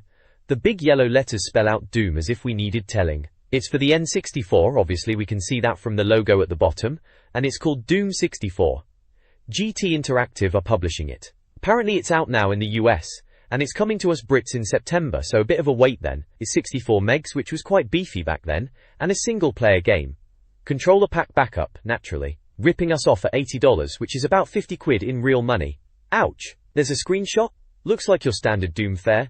Demons and fireballs, bit blocky mind you, even for the N64, but it is Doom. In the normal way, this is not what you want to be seeing, says the caption. Cheeky buggers, probably implying it's scary. Down the side, there's a bit about pentagrams in Doom, talking about 5-pointed stars, and how they are supposed to make the game hellish. Then it goes off on one about some bloke called Eliphas Levi and his writings on magic from the 19th century. Right then, bit deep for a game review, innit? Still, keeps it classy I suppose.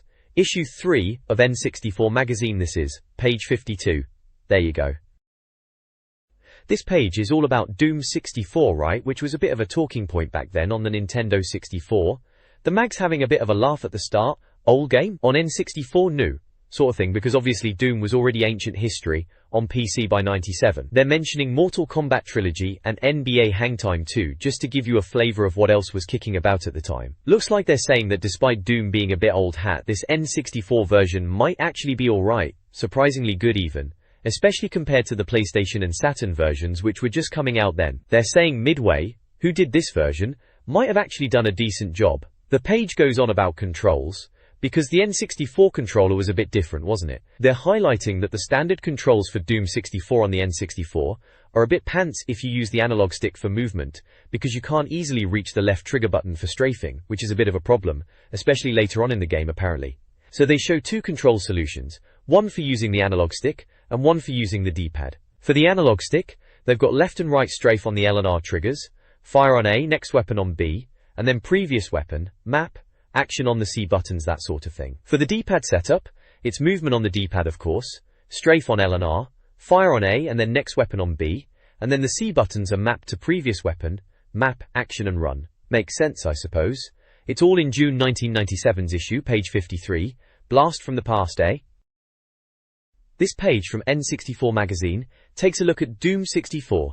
Right at the start there's a bit called Monstrosity, which is quite funny. It's basically saying, yeah, it's Doom, all the old monster favourites are back, now in fancy million-colour graphics and pre-rendered. But then they have a little dig, saying the monster animation is still the same as the original Doom, a bit jerky, especially against the supposedly lush backgrounds of the N64. Then there's a walkthrough section called The Path to Hell, which is a step-by-step guide with screenshots showing you how to get through a bit of level. It's titled, Picked Up a Clip. Step 1 says when you start you get some health and a few shotgun shells, but if you are low on stuff from the last level, it's still not much, sort of fighting chance is what they say, with a bit of sarcasm. Step 2 is about a trap, where you fall down and have to shoot a shotgun zombie, and there are stairs to get back up. Step 3, you have to take out some nightmare imps, and flick a hidden switch. Step 4, you shoot your way around a windy corridor to another switch to open a transporter. And step 5 is to take the transporter to get a blue key. Pretty standard Doom stuff really. Dangerous. After that, there's a section called WHYOH, WHYOH, WHYOH, WHY, trying to answer the questions people might have about Doom 64. They ask if Doom is still relevant, saying it's old and cliched now. They say Doom is still good because it's simple and fun, and the first-person view was good back in the day. They then answer if it's just the same old levels and say no, all the levels in Doom 64 are brand new, designed for the N64, and the textures and lighting are all improved so it's basically unrecognizable from the old games. They also ask about multiplayer, reminding us that you can't do split screen on the 64 version like you could on PlayStation, which is a bit of a downer, but they reckon the single-player levels are designed to be challenging anyway. Finally, they mention the character animation, saying it's still a bit basic, no looking up and down like in Turok or Quake, a bit old-fashioned, but the analog stick on the N64 pad makes it feel better than it would have otherwise. They conclude by saying N64 Quake is still ages away. So overall, it sounds like they're cautiously optimistic about Doom 64, acknowledging it's old, but maybe still worth a look on the N64. The next page takes us into the murky depths of Doom 64. It's a walkthrough for one of the levels, looks like someone's penned a guide to getting through it. You know, back in the day when you actually needed a magazine to figure out these games, no YouTube tutorials then. It steps you through picking up keys, flipping switches, and blasting everything that moves. Classic Doom gameplay, really. They even point out when things get a bit tricky, like when a load of Barons of Hell turn up, always a pain those blighters. To the right, there's a rundown of some of the nasty beasties you'll be facing. Demons, Lost Souls, Cacodemons, Hell Knights, and Barons of Hell are all there, with little descriptions. Things like how many shotgun blasts they can take, what sort of attacks they use, that sort of thing. Remember working out how many shells it took to down a Hell Knight? Good times if you can call being chased by pixelated demons. Good times. It's a pretty standard sort of guide page for the time really. But if you were stuck on Doom 64, this sort of thing would have been a godsend back in '97 before the internet was really a thing for most folks at home. This page from the mag, right, it's all about imports, and specifically it's diving deep into Doom 64. Remember Doom 64? It was a bit different, a bit darker than what we were used to on the SNES, or SNES, as some folk pronounce it. So first up it's got this thing called circle strafing. Basically, it's telling you to run around the baddies in circles while shooting at them. Like duh, everyone figured that out in Doom 1, but apparently, it's a proper tactic in 64, good for those open areas when you're swarmed. They've even got a little diagram with arrows, bless 'em, as if we needed a lesson in running sideways and shooting. Then there's a section called Fun Boy 3, about levels 25, 26 and 27. They're calling them fun levels. Sounds ominous, doesn't it? Apparently, these levels are packed with all the nasties like Mancubuses, those blokes with the arm cannons, Arachnotrons, the Spider Brains, Hell Knights, and of course the Cyber Demon. Proper tough lads. It's saying you need to replay some levels to find special keys to even get to these fun levels. Sneaky. And apparently you'll be seeing loads of Mancubuses and Arachnotrons. Joy. Finally it's on about This Is the End, which is the last level, level 28. The big boss is described as a giant floating brown slug, the mother of all demons. Charming. They reckon it's really hard, with missile and laser attacks and moves about fast. Says if you've used up all your good ammo getting there, you're in trouble. Good luck indeed. Down the side, there are little boxes describing some of the enemies, like the Pain Elemental, Mancubus, Arachnotron and Cyber Demon with their attacks and how often you'll see them, and a couple of screenshots showing off the action. Yeah, Doom 64, it was a decent enough blast for the N64 back then, wasn't it? A bit of a step up in the graphics department from what we were used to, even if the gameplay was still mostly running and gunning. This page from a gaming mag looks like it's all about Doom 64.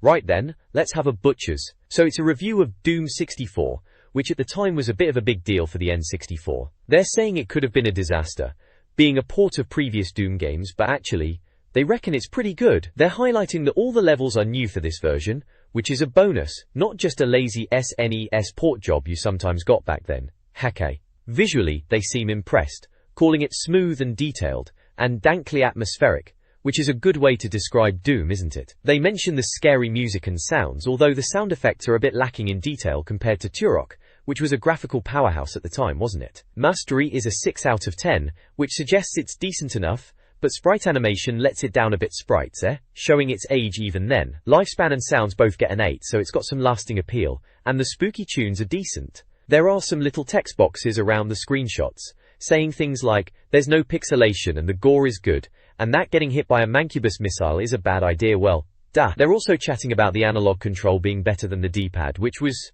fair enough. The N64 pad was decent for that sort of thing. The verdict overall is an 80%. And they call it a good conversion, but reckon Turok is still better, which was always the comparison at the time, wasn't it? Doom versus Turok, bit of a console war in your own living room. They also mention puzzles being more of a thing in this Doom, which is interesting. Looks like they're going to do a big guide for Doom's PAL in September, so something to look forward to, I suppose. Not bad for a page about Doom 64, sums it up nicely. This page from Import Arena in N64 Magazine takes a look at Mahjong 64. Blimey, Mahjong on the N64, who'd have thought it? They're saying what we'd give for a 7-1 right now, which is a Mahjong tile apparently. These guys are really getting into it. It's got all the little rating boxes like accessibility, which scores 0. Zip. Ooh no. Visuals get a 6 out of 10 for legible tiles, but nothing else much. Sounds get a 7 for children's TV music and soft clicks, and mastery gets a 2 with no. Lifespan is a 5, they're missing it already apparently. The verdict is, further your Mahjong education, but watch out for the bony hands, whatever that means. It gets a 65% overall. Warrington.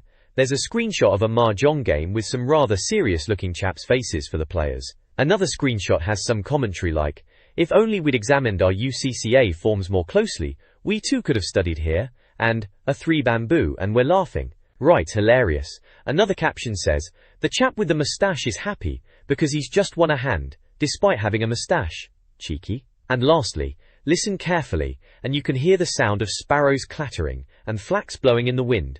Now, if someone will just lay down a 6 balls, bit cryptic that last one. The reviewer Jonathan reckons it's alright for learning Mahjong, especially compared to Konami's version, Mahjong Master, which they reviewed in issue 1. He mentioned something about a Mahjong groove network which we don't get in this game, and prefers Konami's version in the end, despite saying there's a great deal to be said for Koei's interpretation. He finishes with, and yes to the west wind.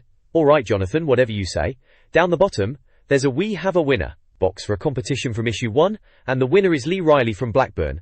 Good for them, winning an N64, massive telly, chairs and a load of crisps and drinks. Sounds like a good night in. This page is a review of Power Pro Baseball 4 for the N64, and blimey, it's not exactly getting a glowing reception, is it? There's a big number 4 slapped across the page in blue, and underneath it says hang on for Power Pro Baseball 4, we suggested in N64 issue 1. Oh dear, which already sounds a bit ominous. Gore.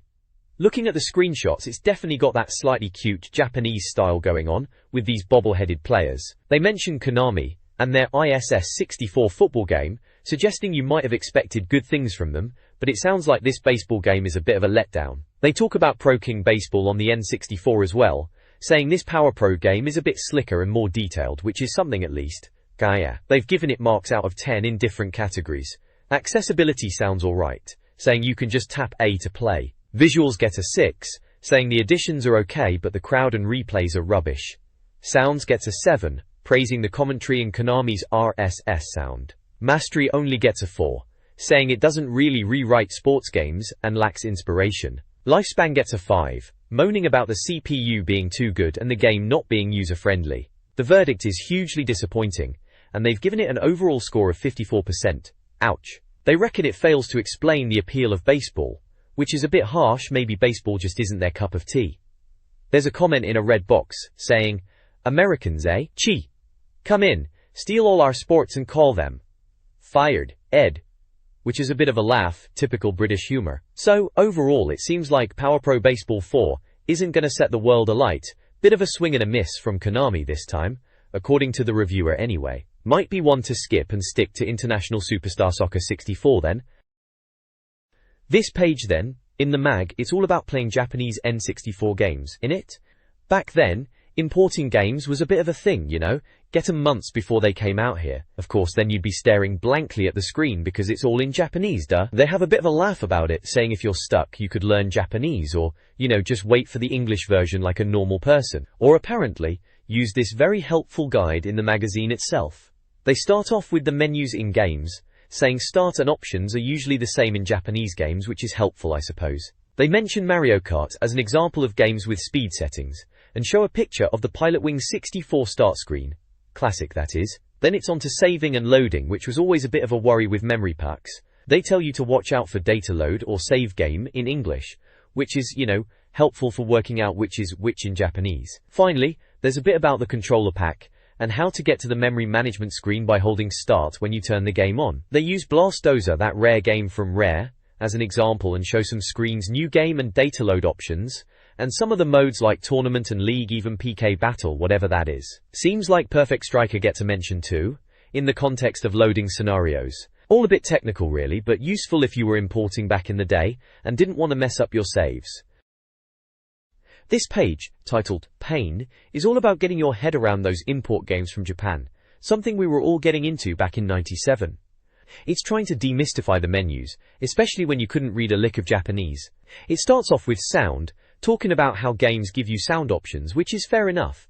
It points out things like BGM for background music, which, to be honest, even back then you could kinda guess. They mention Pilotwings as an example, probably because that was a launch title and a bit of a showcase. They're saying some menus might be a bit sneaky, using Japanese words for things you'd expect to be in English. Then it moves on to difficulty, which is always a laugh in Japanese games.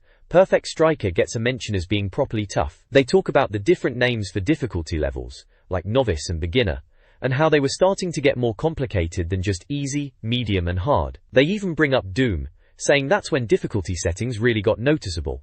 Bit dramatic, innit? Finally, there's game level, explaining that in Japanese it sounds like GAAMUREBIRU. They've got a screenshot showing the game level options with Japanese characters, listing them out as novice, beginner, medium, advanced and expert levels 1 to 5. It's not rocket science, but I suppose it was helpful at the time to have it spelled out, before the internet was really a big thing for game info. It's all pretty straightforward stuff really, but back then, figuring out import menus was part of the fun, wasn't it? This page then, from N64 Magazine, takes us right back to '97 and the heady days of the Nintendo 64. It's a how-to guide, classic magazine fodder, promising to show you how to get all 120 stars in Super Mario 64, and apparently, do it blooming quickly. Looking at the screenshots, it's focusing on Course 9, Dire Docks, which was a bit of a pain, wasn't it? They're giving tips for grabbing stars, like opening treasure chests underwater, collecting red coins, and navigating those cork staircases after you've seen off Bowser the second time. That sneaky submarine disappears for good after that. And there's another bit about using the metal cap and jumping in the right spot on a grate. Click. It's all about speedrunning even back then. Seems like folks were already obsessed with shaving off seconds in Mario 64. They reckon these speed tricks are harder than they look. Cheeky sods. It's aimed at those who want extra challenges on replay, which I suppose makes sense. Once you've actually finished the game properly, you're looking for new ways to play, aren't you? They even suggest if you get stuck, just take the obvious route to get the stars, which is fair enough, no need to get your knickers in a twist over it. It mentions last month's issue showed how to get 70 stars quickly, so they were really milking this speedrun thing. Good times. This page right then is all about getting ahead in Snowman's Land from Super Mario 64. Ah, Super Mario 64. What a game that was back in '97, blew your socks off, it did. This page is a guide, like they used to do back then, showing you how to grab all the stars in this icy level, and get them quickly apparently, the fastest even they reckon. It runs through each star, one by one. Star 1 involves that pesky big penguin, and getting up to the ledge around the snowman. Seems like there's a sneaky way to use the penguin to get about. Star 2 is about following shortcuts, and using a Koopa shell to navigate around the level.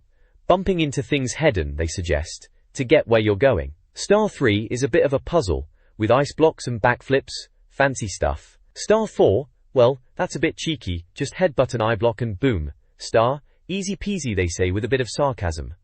Viable. Star 5 is underwater with a manta ray, sounds like a bit of chasing rings and dodging the rays.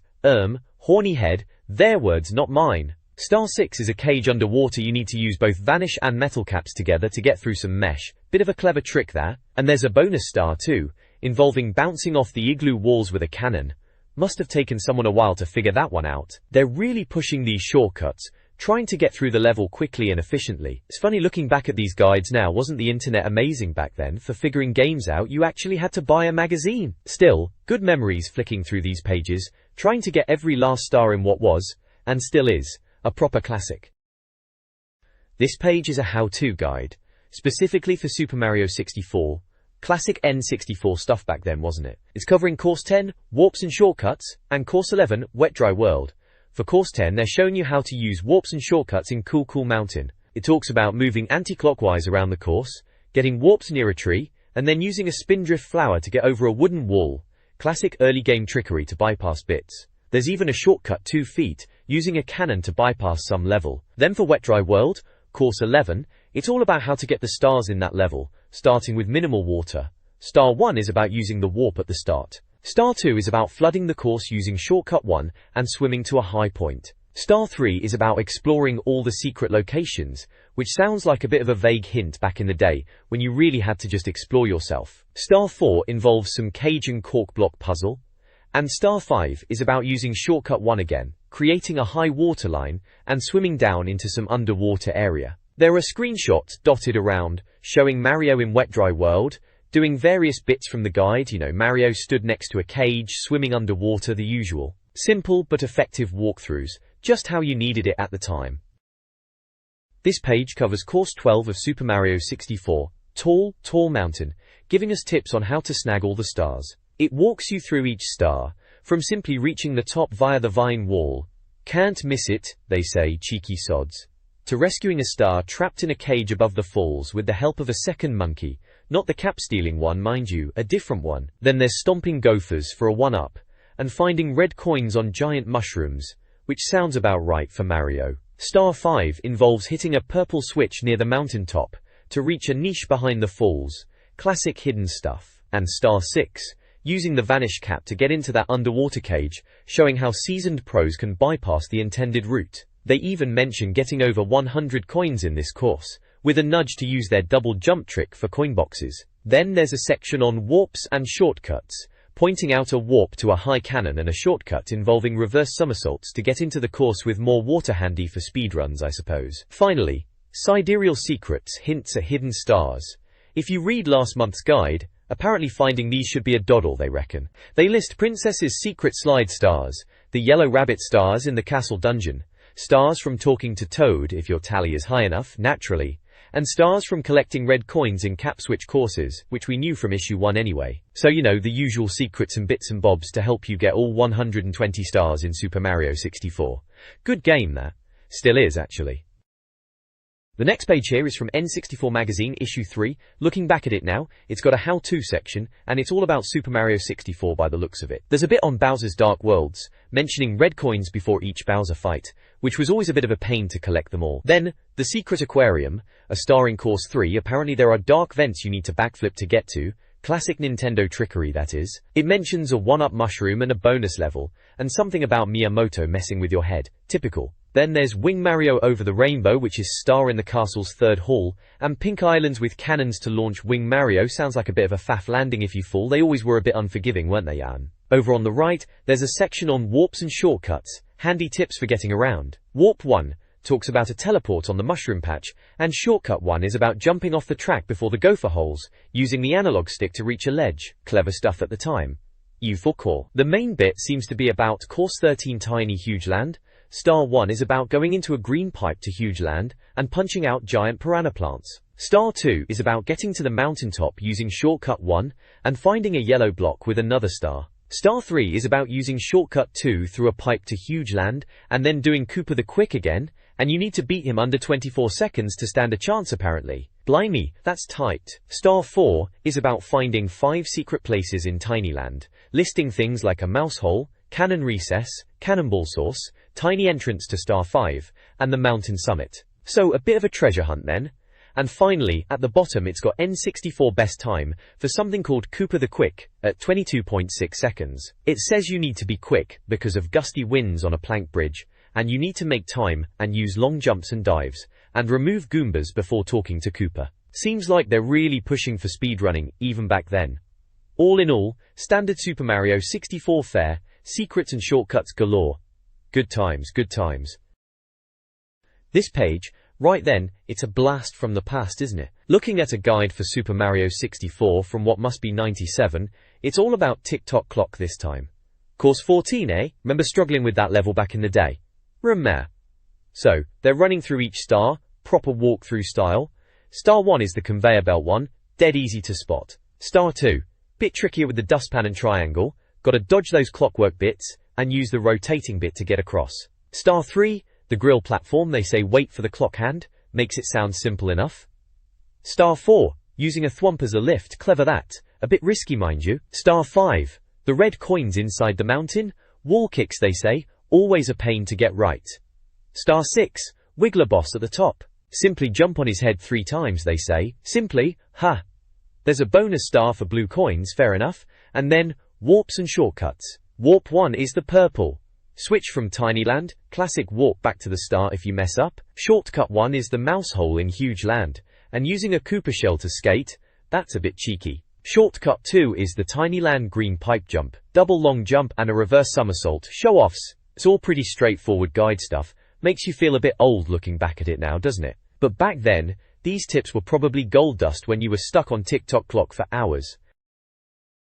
This page from N64 Magazine takes me right back to being a lad, poring over these pages to get the upper hand in games. It's all about Rainbow Riding Course 15 of Super Mario 64, and they're giving you the lowdown on how to snag all the stars. First off, Star 6 is a bit of a doddle apparently. Once you've disabled the clock, those rotating wooden slats just lay flat like proper steps, making collecting the red coins a walk in the park. Then there's a bonus star tip about using Gorinting.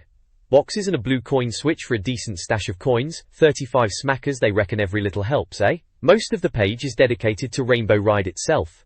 Star 1 is all about using the carpets, jumping between them and dodging those turnstile arms. Star 2, you gotta take the right carpet and time your jump to get past the fire jet in the sky castle. Sounds a bit hairy that. Star 3 is hunting for those 8 red coins again in some vertical maze, and they warn you about bombs at the bottom. Cheeky! Star 4 uses Shortcut 1, which is all about messing with the clock. Apparently the clock hand position affects the level, clever stuff back then. And Shortcut 2 explains how to use a yellow platform and a wall kick to reach a triangular ledge. Very specific, innit? Star 5 is making out like you're going for Star 4, but then you nip left up a wooden slope with a Goomba, and there's another swing bridge and oh yeah, a flame jet to watch out for, always a catch, isn't there? Looking at these screenshots, it's a proper nostalgia trip, seeing Mario in all his N64 blocky glory on Rainbow Ride. Remember spending hours trying to master these levels based on tips like these? Simpler times. This page of the magazine is all about getting every last star in Super Mario 64, as if we hadn't all been rinsing it for months already. First up, for Star 6, they're telling us about using the cannon on the galleon to get through the rainbow ring. Apparently, you need to aim for a floating island and drop down quick when the purple thingy, pink bomb they call it, stops. If you can't find the pink bomb, well, you're clearly not looking hard enough, are you? Worry. Then there's Bowser's Dark World 2. It's all about sneaky red coins in Lethal Lava Land. Apparently, those platforms have safe spots. Who knew? 1 coin's in a yellow cage, another you get by messing about with the elevator, and there's even one hidden by a shadow on some hinged ramps. And for the final red coin, you're hanging off a pole raft and jumping to ledges. For Bowser himself, it seems he's got teleporting powers now, fancy? You've got to trick him into charging, and then backflip to bomb him. Bit of a change from just grabbing his tail and swinging him about, innit? Goring to nos. Next, a bonus star tip involving a blue coin switch by the vertical maze. Wall kicking and some super mazoid maneuver is apparently the trick to get to a ledge and grab the pink bomb again. And some more coins. 1 shot only though, so don't mess it up. Warra. Bowser's Dark World 3 gets a shortcut guide, using a warrump to get onto the first blue Ferris wheel, then a backflip to the path. More red coins, naturally, including one after the windswept forum and another under some blue steps. Apparently you can get infinite lives in Bowser's Last Stand by grabbing a 1-up mushroom every time you get kicked out. Helpful, I suppose, if you're really struggling with old Bowser. Bomb blasts are still the way to go, but watch out for blue homing flames that turn into coins. Everything turns into coins in this game, doesn't it? And then there are warps and shortcuts. Warps and shortcuts is for if you fall off or get roasted in the Great Hall carpet ride, step outside onto the veranda and teleport to the top of the vertical maze. Handy. Shortcut 1 is about skipping the slow carpet ride at the start, turning around, and using a blue pole with a Z and A long jump to get to the spinning islands, or stars 4 and 5. Shortcut 2 mentions using the platform poles by the galleon as an escape, or to go backwards up the course by taking the second carpet ride and jumping from the upper pole. Sounds a bit fiddly. Finally, it's all about getting 120 stars. Apparently, once you get them all, the grate vanishes from Peach's castle, you jump in, and Yoshi's on the roof waiting to say well done. No extra levels, no secret endings, and you can't even ride Yoshi apparently. Bit of a letdown after all that effort, eh? But apparently that's it, game over. Sob. Still, they're promising more speed guide tips in future issues, so that's something to look forward to. This page, then, is the second part of a guide on how to nab all the challenge points in Shadows of the Empire. Seems a bit keen to cover all this challenge point business in 2 parts. But there you go. It mentions a cheat to see the end credits if you're not up to finishing the game properly. Just enter credits as your name apparently. Bit of a spoiler that, innit? They've got a section reminding you about their previous review of Shadows of the Empire in issue 1, saying part 1 of this challenge point guide was last month, and now here's part 2. Keeping it going, aren't they? There's a bit about what you get for collecting challenge points on different difficulty levels. Easy gives you a Lebo scanner, medium lets you fly an X-wing in the Skyhook battle. That sounds alright actually. Hard gives you invincibility and unlimited ammo in the Doom levels, and Jedi mode gives you Wampus to help you out in the Doom levels. Bit odd having Doom levels in Star Wars, but hey, it's Shadows of the Empire. Then it gets into specific challenge points in Mos Eisley, showing you how to get the first 2. Challenge point 1 is about jumping your bike onto a ledge right after the first ramp, and challenge point 2 is after the first CP, on the left side near a crashed ship. They've got screenshots and everything. It's all about the bike sections in Mos Eisley it seems, probably why they needed 2 parts for this guide. Those speeder bike bits could be a bit tricky back then, mind you. This page is all about getting your hands on those tricky challenge points in Shadows of the Empire on the N64. Remember that one? Back then, this Star Wars game was a big deal, wasn't it? This page is giving you a guide to find all these hidden bits and bobs across a couple of levels, Mos Eisley, and that Imperial freighter Suprosa. They're breaking down each challenge point, saying things like go through the first door or jump from the ramp. Proper cryptic clues, just how we liked it in '97 before the internet spoiled everything. There are screenshots showing the game, a bit blocky by today's standards, but we were blown away at the time, weren't we? You can see the little green challenge point icon they're on about. Wait. It mentions Swoop Gang enemies in Beggar's Canyon too, so you know, it's covering some ground. 10 challenge points in total for the freighter level, according to the top there. Bet you needed this guide back in the day. Some of these are pretty well hidden from the looks of it. Good old N64 Magazine helping us out, eh? This page is all about getting through the sewers in what looks like Shadows of the Empire on the N64. Right then, challenge point information it says, very helpful. It's giving you tips on where to find these secret bits in the game, which, back then, was the sort of thing you actually needed magazines for, wasn't it? No internet walkthroughs in '97. They've got 10 challenge points listed. Number 1 is about descending a spiral pipe and finding a secret door after a bit of corridor crawling. Sounds like classic level design that. Number 2 involves shooting some Dianoga, those tentacle monsters from Star Wars, in a vaulted room and then diving underwater. Number 3, more underwater shenanigans with switches. Sounds like a right faff, to be honest. Then there's jetpacking up in a circular room for number 4, and more jetpack action for number 5 to get through a shaft. Number 6 is about opening a security door to deal with Dianoga again, this time underwater. Lovely. Number 7 is about surfacing in a room and finding another point up high. Number 8 is more underwater stuff, with surprise surprise, Dianoga. Number 9 involves revolving gears and an alcove. Sounds a bit more interesting. And finally, number 10 is behind the supercomputer after beating a loader droid. They've even got little additional boxes giving you tips on how to deal with loader droids and giant Dianoga, like we needed reminding how to shoot a tentacle monster in the eye. Bit obvious, isn't it? Still, I suppose it's all good info if you were stuck back in the day trying to find all the secrets. It's all screenshots and text. Very practical, very N64 Magazine. No messing about, just the info you needed, or maybe didn't need. to complete the game. This page is all about getting the most out of Shadows of the Empire on the N64, remember that one? Crikey, that was a while back now. This is a guide to finding all the hidden challenge points in the game, split into two sections, Zizor's Palace and Mos Eisley. For Zizor's Palace, it runs through 10 challenge points. It's your typical hidden things really. Switches to activate, secret doors that close quickly, you know the drill. There's mention of jetpacks for reaching higher areas and bits about getting extra lives and disruptor ammo, which was always handy. There's even some advice on taking down the gladiator droid, breaking it down into stages, and suggesting tactics like circle strafing and jetpacking around. Then there's the Mos Eisley section. This one has 12 challenge points. Looks like it's focusing on the Skyhook space station level. This part is less about hidden pickups, and more about surviving the level. It talks about dealing with TIE fighters and bombers, and then gives a bit of a strategy for taking out the Skyhook itself. It suggests taking out the turrets first, then going for the reactor core, with a bit of weaving and dodging to avoid getting blown to bits. Helpful stuff back in the day when you were trying to show off to your mates you'd found every secret. And there's R2-D2 at the side of the page, bless him, looking all chirpy. There are a few screenshots sprinkled around showing the gameplay. You can see the health and ammo counters. Typical N64 era graphics. A bit blocky now, but we loved it back then, didn't we? All in all, a handy page for anyone wanting to 100% Shadows of the Empire back in '97. Though these days you could probably find it all online in about 2 seconds flat. Still, nice to see it in print, eh?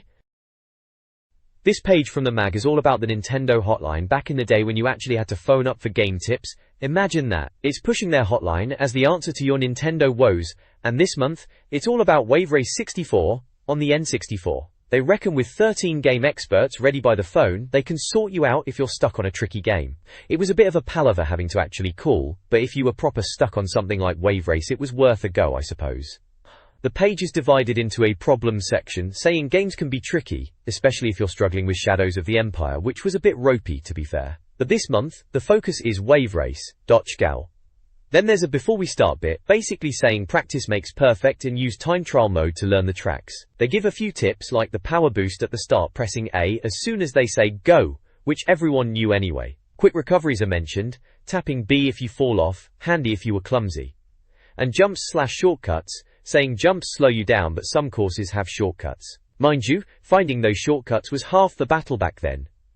They've then got a course breakdown section, looking at 3 courses, Sunny Beach, Drake Lake, and Sunset Bay. Sunny Beach is described as easy, good for beginners, just watch out for the hairpin bends. Drake Lake sounds a bit trickier, especially with fog in the first couple of laps, and needing to take the inside path around the island. Sunset Bay is a bit harder still, with bright sunlight making the choppy water a pain, and they recommend floating over ramps. Finally, it plugs the Nintendo hotline again, saying they're expert gamers and can help with any Nintendo problems, open 7 days a week. You could call them on 01703652222, not a premium rate number apparently for your game questions, open till 8 PM weekdays and 6 PM on weekends.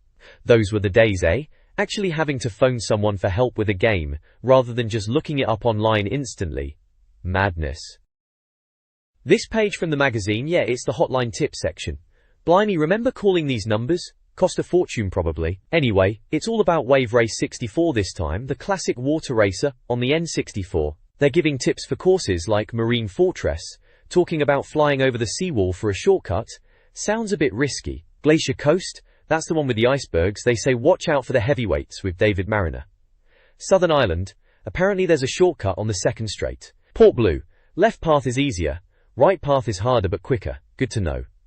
And Twilight City, sounds like a nightmare course, full of stuff to crash into. Right, then there are some secret bits. Killer whales at Southern Island if you get enough points before you reach it. Baby killer whales apparently. Charming. Swimming penguin at Glacier Coast. A penguin in the icy water. Sounds about right for a laugh. Riding the dolphin in stunt mode, you need to do a load of tricks like handstands and barrel rolls. And extra dolphins, chase the regular dolphin, and baby ones will show up. Bit of a faff. Says you can ride a giant dolphin too, if you really want to put the time in. Warm-up mode 20 times, blimey. Good old Wave Race 64, proper classic for its time. The next page in N64 Magazine, we're in the tips extra section here. Looks like someone called Jonathan has been hammering away at Star Fox 64 and got a cracking high score. They're even challenging readers to beat it for a chance to win a memory pack, which were always handy for save games back then, weren't they? Apparently they might even chuck in one of those 55 inches 1 keychains, remember those cheap things? Gay. There's a tip for Blast Core, saying you can get a turbo start in Mario Kart style by messing with the buttons when the light beeps green. Seems a bit fiddly but worth a go, if you're really into shaving seconds off your times. Then we get into NBA Hang Time, which was a proper laugh back in the day. They're talking about player duplicates and hidden players, with loads of names listed out like Amrich, Bardo, Carlos, Daniel, DeVita and loads more. These are all non-NBA players you could unlock. You had to use PIN codes naturally. And speaking of codes, there's a whole bunch of access number codes and sequence codes for NBA Hang Time. Things like baby-sized players, no music, tournament mode, all that sort of stuff. Then sequence codes, which are button combos for things like big heads, or no tag arrow. It was always fun plugging in these codes and seeing what daft stuff happened. Good times. At the bottom of the page it's got this month's score to beat again for Star Fox 64, Level 1 Corneria, 156 hits. Blimey, that's pretty good going. This page from N64 Magazine, right, takes me back. It's all about bragging rights and top tips, proper old school stuff. We've got Roger Vance, apparently a master of Wave Race 64, taking photos of his telly to prove his score, bless him. Then there's Zai's Challenge Time, also Wave Race Sunny Beach Course, which I remember being quite the looker back then with all that water. The next bit, I'm the best, is exactly what it sounds like, readers showing off their N64 skills. Adrian Brace reckons he's beaten the magazine's Wave Race score on Dolphin Park. Good for him, though he forgot the flash on his photo. Then there's Bruce Duthie from Glasgow, listing his Mario Kart times including Noko Noko Beach. Always a laugh, that one. And Roger Vance again, not content with just Wave Race, he's showing off his Blastcore and Mario Kart times too. Greedy! John Rimmer is having trouble with Mario Circuit shortcuts in Mario Kart, bless, wants a guide. We all did back then. Archibo. Over on the right, readers' top 5 tips, always good for a sneaky edge. Pilotwings gets a look in with a gyrocopter tip. Super Mario 64 has a couple of entries, one about Wet Dry World, and another about infinite lives near the waterfall. Cheeky! And there's a Wave Race tip about flips and barrel rolls, which were always fun to pull off. Finishes up with another Super Mario 64 tip about shifting Sandland. Good stuff actually, some genuinely useful pointers in there if you didn't already know them from playground gossip, that is. Finally, they're asking for your top tips, with a form to fill in, proper cut out the page style. You'd send it off hoping to get your name in lights, and maybe a pin badge. Those were the days. This page of the N64 magazine, blimey, takes me back. Right then it's the Club 64 Feet letters page. Always a good read to see what other folks were moaning or raving about. Looks like the big talking point is the price of the N64, and rightly so. Someone's calling Nintendo out for dropping the price so soon after launch. Remember paying through the nose for it? Yeah, that stung a bit. They call it taking the biscuit, and they're not wrong. There's talk of feeling gutted if you paid full price, and someone called Van Dieu is saying Nintendo needs to show consumers some respect, or they'll be second to Sony. Strong words. Ed, the editor, seems to agree the tone of letters is all about the price cut, and their shoulders are damp with our tears, which is a bit dramatic, even for him. Then there's oh joy oh joy, this bloke was proper chuffed to get his N64 and dive into Super Mario 64. Classic launch title, wasn't it? He's banging on about how amazing the graphics will be in Turok 2, reckon Jurassic Park dinos will look like rubber models. Bit over the top, mate, but we were all excited, weren't we? He even jokes about marrying his N64, bless him. Effectively undercut is about the price differences between the UK and the US. Americans paying way less, naturally. Someone called F. Huntley is wondering if mail order from the US could be a thing to get a fair price. Ed's pointing out the Jaguar wasn't all that despite being 64-bit, mentioning Tempest 2000 as its only decent game. Harsh but true. This championship is about someone getting a good time on Mario Kart 64's Mario Circuit and phoning the Nintendo hotline about a championship. The hotline guy didn't know anything apparently, bit useless. This Bruce Duthie fella still wrote into the mag anyway. Finally, can't understand is from David Cooper, who is baffled why people are going mad for the N64 and not the Atari Jaguar, since they are both 64-bit. Ed gives a sensible answer about the silicon graphics processors being the key to the N64's 3D capabilities and better software support, unlike the Jaguar with only Tempest 2000. Basically saying it's not just about the bits, mate. Ja. And there's a little bit at the top with write-in details, address, fax, email, all that jazz, and a mention of prize for letters printed. Standard letters page stuff really, but good to see what folks were thinking at the time about the shiny new N64. Price was definitely a sore point though. This page from N64 Magazine, likely from around June 1997, is in the letters section, and they've called it letters at the top. Clever, eh? There's a bit at the bottom called bonus thoughts too. Someone's written in about intro sequences in games being a waste of time when they could be making the game better. They're talking about conversions from one console to another, and how much space intro videos take up, and reckons proper gameplay is more important, which is fair enough. Ed, the editor, seems to agree about Star Fox 64, doing it right with in-game graphics for cutscenes. Then we get to the Dream On section, which is a shout-out for readers' game ideas. First up is someone called David Copley, wanting a Super Mario 5-a-side football 64. Basically footy with Mario characters, Mario, Wario, Yoshi, Kirby, the whole gang. Pitches made of rock with lava. Sounds a bit mental but kind of fun for a laugh with mates. Ed says, we like that one definitely, so maybe it wasn't such a daft idea after all. Next, Sam Phone wants more old Nintendo classics updated like Mario All-Stars. He's on about Metroid, Illusion of Time, Mega Man, and obviously Zelda, as Zelda 64 was on the horizon. Everyone was hyped for that. Ed's response is a bit sarcastic. What? More old classics updated? Isn't that the last thing the N64 needs at the moment? Meh. Cheeky. Meh. Then there's Scott Charles Woods with a mad idea for an all-round sports game, mixing all sorts of sports with daft commentary and violence. Formula 1 car racing with guns and mallets? Sounds like something you'd come up with after a few too many beers down the pub. Ed's reply is, maybe. So not convinced then? Emmeline Dobson has a game idea called Fighters Magic Blade Windania. Sounds like a beat-em-up where you control a sword with the D-pad and swing it with the analog stick, and the Z-trigger gives you a power boost. Bit complicated, but could be interesting, I suppose. Warrington. Robert Johnson wants a 4-player action RPG like Zelda, but you could all play at once. Characters joining in and out, controlled by the computer when you're not playing. Sounds ambitious for the N64, but a decent idea if they could pull it off. Boosh. In bonus thoughts, Peter Freeman from Leicester suggests letting readers send in drawings. Ed's like, did we say you couldn't? Too. And says they'd print good ones. Shane Roberts from Spalding is asking about N64 magazine binders to keep the issues in. Ed says, if enough readers write in requesting them, we'll do some. Always a bit stingy, these magazines, weren't they?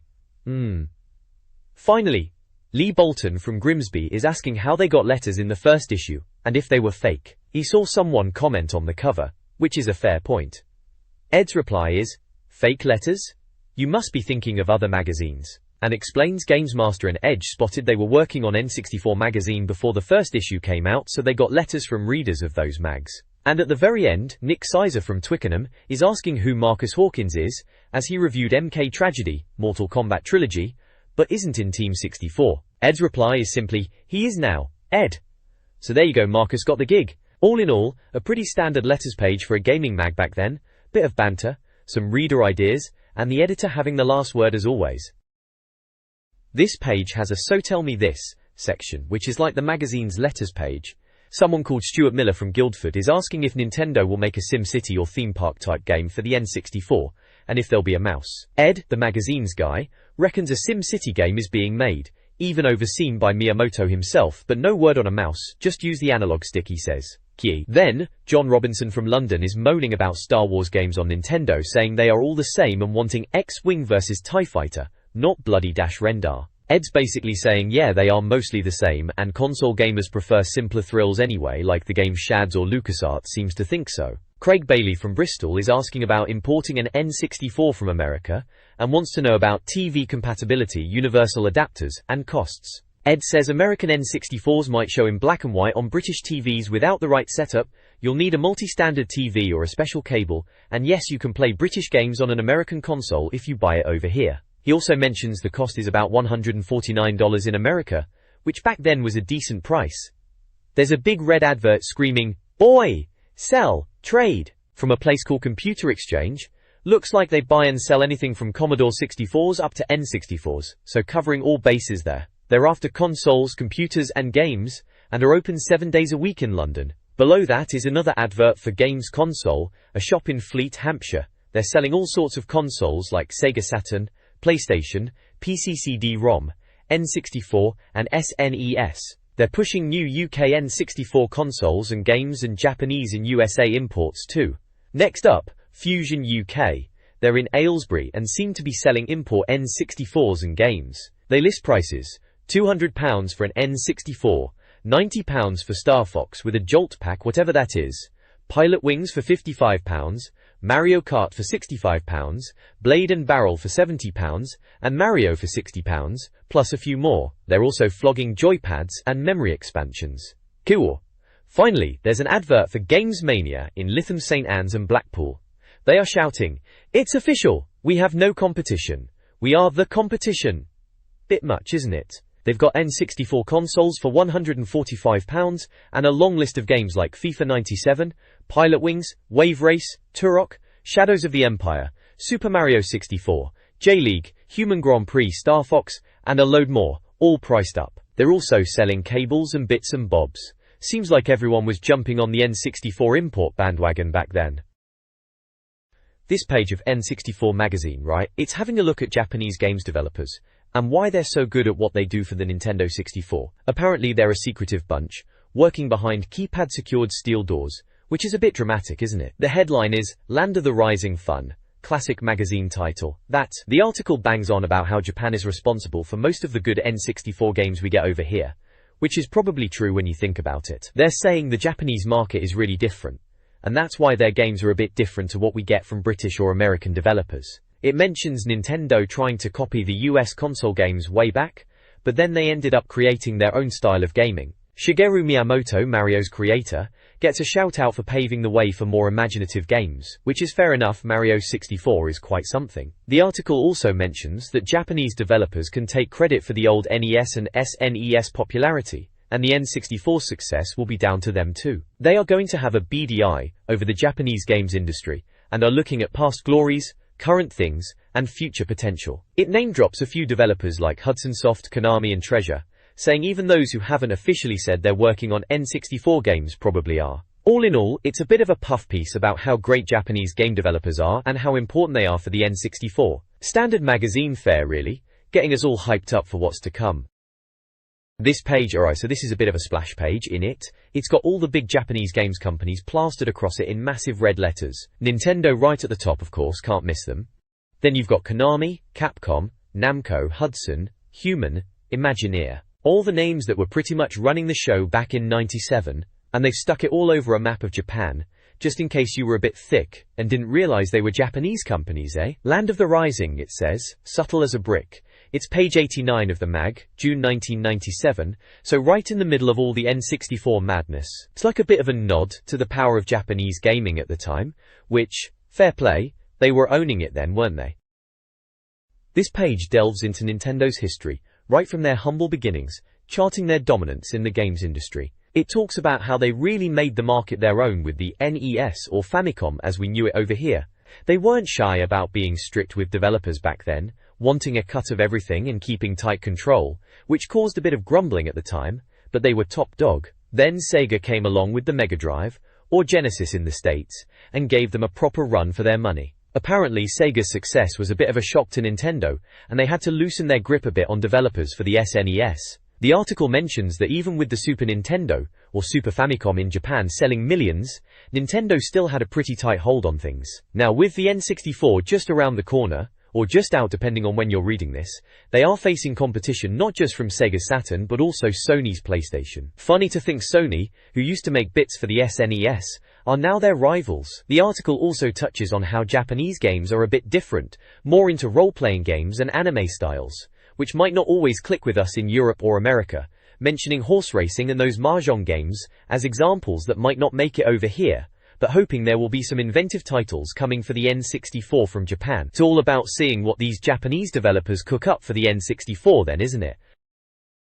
This page in N64 Magazine back in June '97 is all about Nintendo and their game developers, calling them the developers. Rather grand, isn't it? It's talking about how Hiroshi Yamauchi, the big boss, employs the best game designers, especially Shigeru Miyamoto, whose name you couldn't move for back then. Nintendo's got a reputation for top-notch games, even better than most of the third-party stuff on their consoles apparently. They mention a few exceptions like Donkey Kong Country, Tetris and Star Fox on the Super SNES, even though Star Fox was a bit of a joint effort with Argonaut from Blighty. They're chuffed about Super Mario 64, Mario Kart 64 and Wave Race 64, saying Nintendo's got to keep up the momentum and set the standard for other developers. Miyamoto's apparently got a lot on his plate, overseeing games like Star Fox 64, and the upcoming Legend of Zelda 64, which we now know was Ocarina of Time. They're saying it's gonna set the bar for the 64DD, that disk drive add-on that never really took off, did it? They mention rumors about the next Mario game, Super Mario RPG 2, and hope it's bigger than the SNES version. There's talk of Mario Paint 64 as well, and Yoshi's Island 64, which is pictured there looking colorful as ever.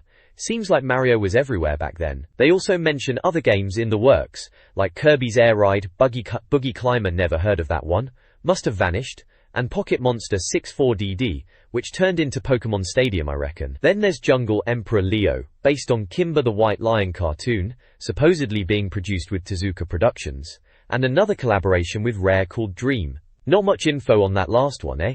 Jorinty.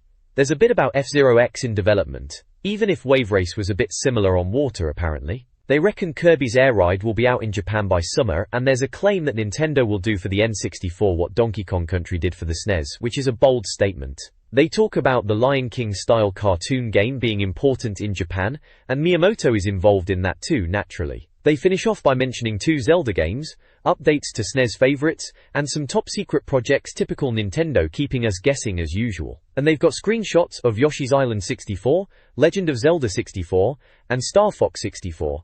To give you a visual idea of what's coming. Standard fare really, just getting everyone excited about what's next from the Big N. This page then, is having a look at some of the Japanese developers making their mark on the N64. First up, it's Konami, those arcade veterans who did Scramble and Frogger back in the day. Seems they got a good leg up from Nintendo early on, and made a pretty penny with Teenage Mutant Ninja Turtles on the NES. They are now chaps in Chicago and Japan working on N64 titles. Apparently into their Mahjong games, naturally. They are teasing a Dracula in 3D, which sounds like Castlevania to me, and they've got footy games like J-League Perfect Striker, and some other bits and bobs coming like Hyper Olympics and something called Ganbare Gomon 5, which looks a bit bonkers from the screenshot. Sounds like they might even bring over some of their older games too, like Twin Bee and Gradius, and even a Suikoden RPG. Then there is Enix, who apparently have been around since '75 doing toys and games. Dragon Quest is their big thing, especially the merchandising. Keeps them afloat, it seems. They did Dragon Quest on the SNES, but then jumped ship to PlayStation for the 7th one. However, they are bringing Wonder Project J2 to the N64, and are promising more third-party titles, like Treasures Go Go, Troublemakers, whatever that is. Bandai are in here too, known for Power Rangers toys, no surprise there, and they used to distribute Nintendo stuff in the UK. They are a massive company, bits in everything from telly to toiletries. For the N64 they've been a bit quiet, but now they're bringing out Loadrunner 64, an updated version of that old platform game from the 80s, blimey, and some anime robot thing called SLG Super Robot Spirits. They are even hinting at Dragon Ball Z and Sailor Moon games, never say never I suppose. Cirque. Koya mentioned apparently NES fans will remember them for war games, proper strategy stuff like Romance of the Three Kingdoms. They are doing Mahjong 64 on the N64, and more historical war games are promised. Finally, Epoch, who are famous for Doraemon, that blue cartoon cat thing. They are doing a Doraemon game for the N64, and it's meant to be a bit like Mario 64 in how you see the world, with that odd cat and his magic pockets. Sounds interesting. This page is taking a look at a few of the games companies kicking around at the moment, focusing on what they're up to on the N64. Starting with Namco, who began as a company making rocking horse rides, can you believe it? Now they are known for classics like Pac-Man and Xevious back in the day. Apparently they've had a bit of a falling out with Nintendo in the past, but now they're back on board with the N64 and bringing games like World Stadium Baseball 64, and are rumored to be working on an RPG, though it's probably not the Tales of Phantasia game everyone's chattering about. They're even hinting at Tekken and Soul Edge, and car games like Ridge Racer, but don't count out more Pac-Man either, they say. Then there's Hudson Soft, who were also early Nintendo supporters, making Roadrunner on the NES, which shifted 1 million copies. Blimey. It seems Bomberman is their big thing, and they reckon Bomberman 64 is going to be a proper shake-up, in 3D and all. They're saying it's going to have loads of players, maybe even 10 if you have enough controllers and a multitap, and they're also doing a beat-em-up called Dual Heroes. Looks a bit polygony, typical N64 stuff. Moku. Bottom Up, whoever they are, have made Ozumo, a sumo wrestling game which was on issue 1's video. Not sure there's much to say about that. Sumo wrestling games aren't exactly a massive genre. Tecmo are up next. They did Ninja Gaiden and Tecmo Super Bowl, proper classics on the SNES. They are still going on about Tecmo Super Bowl, online, apparently, and are now working on Tecmo Super Bowl 64. Interestingly, Dead or Alive, their 3D fighter with the, well-endowed female characters, is supposedly coming to the N64 too. Nice if you're into that sort of thing, I suppose. ASC2 might be unfamiliar to us Europeans. They did Spin Dizzy Worlds on the SNES, and apparently some truly awful Dungeon Master clone called Wizardry. They're doing alright in Japan with RPGs, and a game called Mini 4-Wheel Drive Shining Scorpion. Rumors are Derby Stallion 64 on the 64D. D will be their first N64 game, and it sounds like it'll be a big hit over there in Japan. Lastly, Kemco, who did a few SNES titles like Dragonview and Lagoon, Draken and Bombazal. They're mostly doing versions of European games. They're sticking with Blade and Barrel and Top Gear Rally, both being developed by Western companies. Top Gear Rally looks alright, looks like it might be a bit like Blastcore, going by what they're saying. So, a decent enough page, covering the usual suspects and what they are up to, for the N64.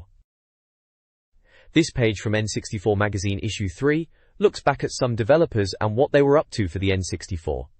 First up is Imagineer, who used to do those SNES conversions of PC games like Populous and SimCity, remember those? They're now making Pro Baseball King, which looks like a cartoonish baseball game, and Holy Magic Century L-Tale, or Crystal Stories as it's known over here. That one sounds like a role-playing game, trying to be a bit like Mario 64 in 3D, with the usual RPG bits and bobs. They're also doing Multi-Racing Championship, a kind of off-road racer, looks a bit like Sega Rally but probably not as good. Keyball. Then there's Victor Kai.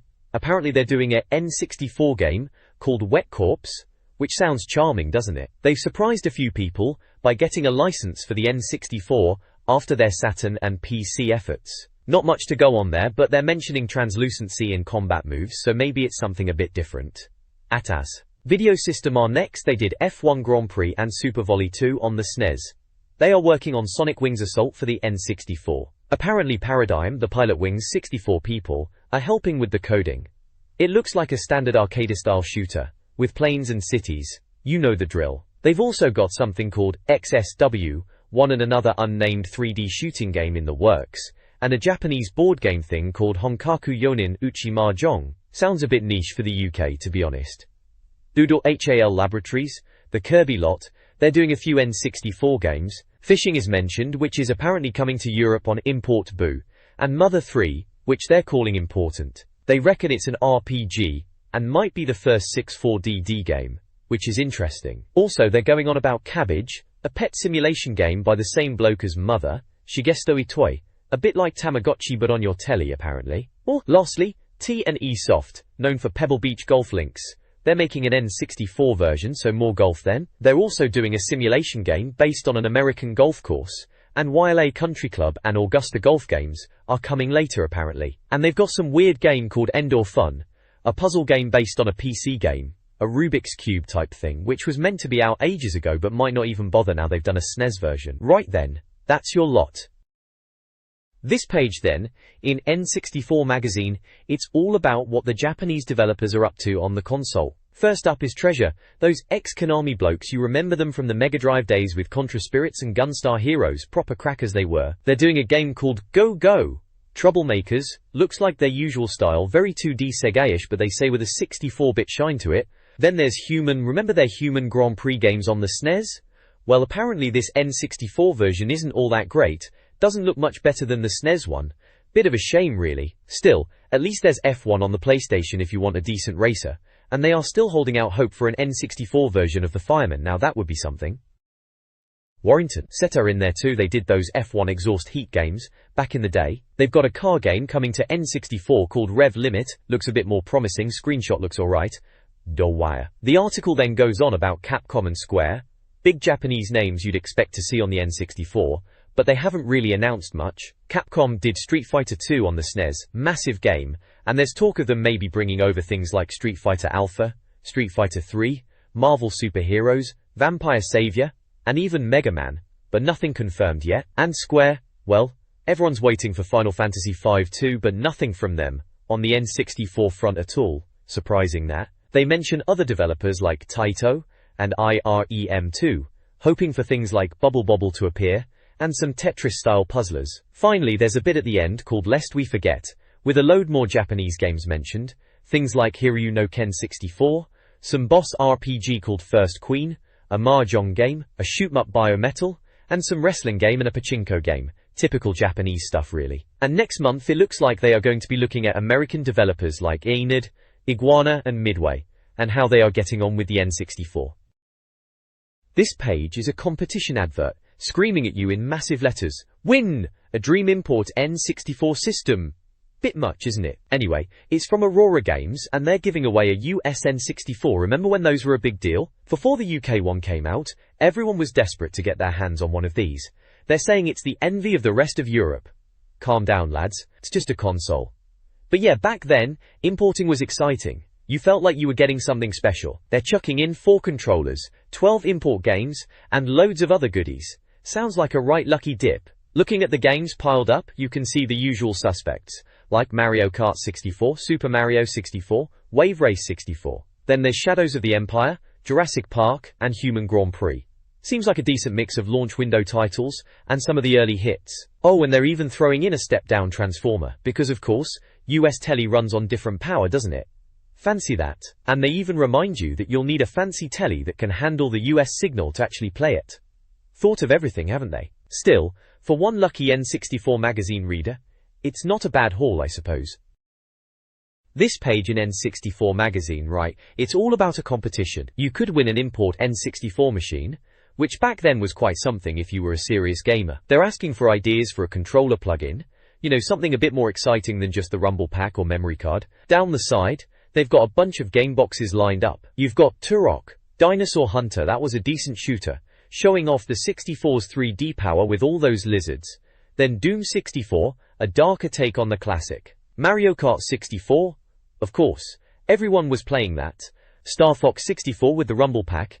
Proper immersive stuff for the time, that was the Japanese version they were highlighting. There's also Human Grand Prix, Super Mario 64, Wayne Gretzky's 3D hockey, Killer Instinct Gold, and Pilotwings 64, Blast Corps, which was a bit different, blowing stuff up in vehicles, and Shadows of the Empire, a Star Wars game to tie in with all the hype from the special editions in cinemas. They even squeezed in a Japanese football game, J-League Perfect Striker, probably for the hardcore import fans.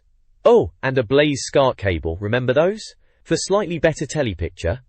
The competition itself wants you to sketch your dream controller add-on and send it in. Bit of a laugh really, looking back, but everyone was buzzing about new gadgets for the N64 back then. They want you to describe how it works, and they're not after light guns or tilt sensors. Apparently they've already thought of those, bit cheeky. You had to get your entry in by the end of June '97, so a bit late to enter now. Classic magazine competition page really, full of promise of winning something cool and a bit of reader interaction.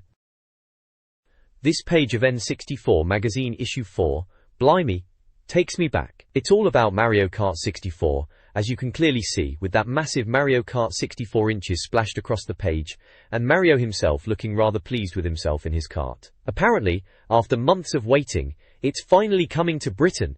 They're promising a massive review with maps and secret shortcuts, which was essential back then, wasn't it? They've got a how-to section, which always came in handy. This time it's all about knowing Mario 64 inside out, and winning at ISS 64, which was International Superstar Soccer 64 for those not in the know, and even how to play mahjong, for some reason. Bit random, that. Worrying to know. Then there's a section on War Gods. Remember that? They reckon it's a good beat-em-up, and they're gonna review the import version from America. Hello America, it shouts, because apparently America was really into the N64. They were writing games like There's No Tomorrow, or so they say. They're planning to visit US developers to see what they're up to. Leica. Over on the right, there's the index for issue 3. Bit odd to have the last issue's index on the next issue preview page, but hey, it was the 90s. Let's see. Doom 64 review, always a solid choice. Extreme G preview, that was the futuristic racer, wasn't it? GoldenEye 007 preview, now that was a big deal. Hexen preview, that's another one. Killer Instinct Gold review, lots of reviews then. Lamborghini 64 preview, they previewed everything. Mortal Kombat 4 preview, seems like previews were the order of the day. Quake 64 preview and Star Fox 64 review. Crikey, they covered a lot in issue 3. Looks like issue 4 is promising more of the same then, lots of reviews and previews, focusing on the big hitters like Mario Kart and Mortal Kombat. Good times, good times. This page is the front cover of N64 Magazine, and it's all about Wave Race 64, classic launch title that. Go ahead, Rub it in, it says. Bit cheeky. There's a chap on a jet ski, looking pleased with himself. And another silhouette, doing tricks on a surfboard against a very orange sky. Very dramatic for the time. Down the side, you've got the reviews for this issue. Looks like International Superstar Soccer 64, always a solid footy game that was. Doom 64, bit darker and grittier than the SNES Doom if I remember right. Killer Instinct Gold, still a button masher's dream. Star Fox 64, or Lilac Wars as we knew it here, barrel rolls and do a barrel roll became playground talk for a while. Mahjong 64, for when you wanted something a bit different, and Power Pro Baseball 4, for the sports fans I suppose. Then other great stuff they've got listed. Multi-Racing Championship, another racer, imagine that. Something about 120-star Mario Speed Guide, people were really trying to break that game already. Shadows Challenge Points Part 2, must be for Shadows of the Empire, that Star Wars game that wasn't a film but was still everywhere. Legend of Zelda 64 update. Now that was the one everyone was waiting for, wasn't it? And something about understanding Japanese games, probably trying to explain why they were all a bit bonkers compared to what we were used to. Oh, and who are Japan's developers? Probably a bit of insight into the people behind these games. All in all, a typical mid-90s games mag cover. Bit of everything to tempt you in.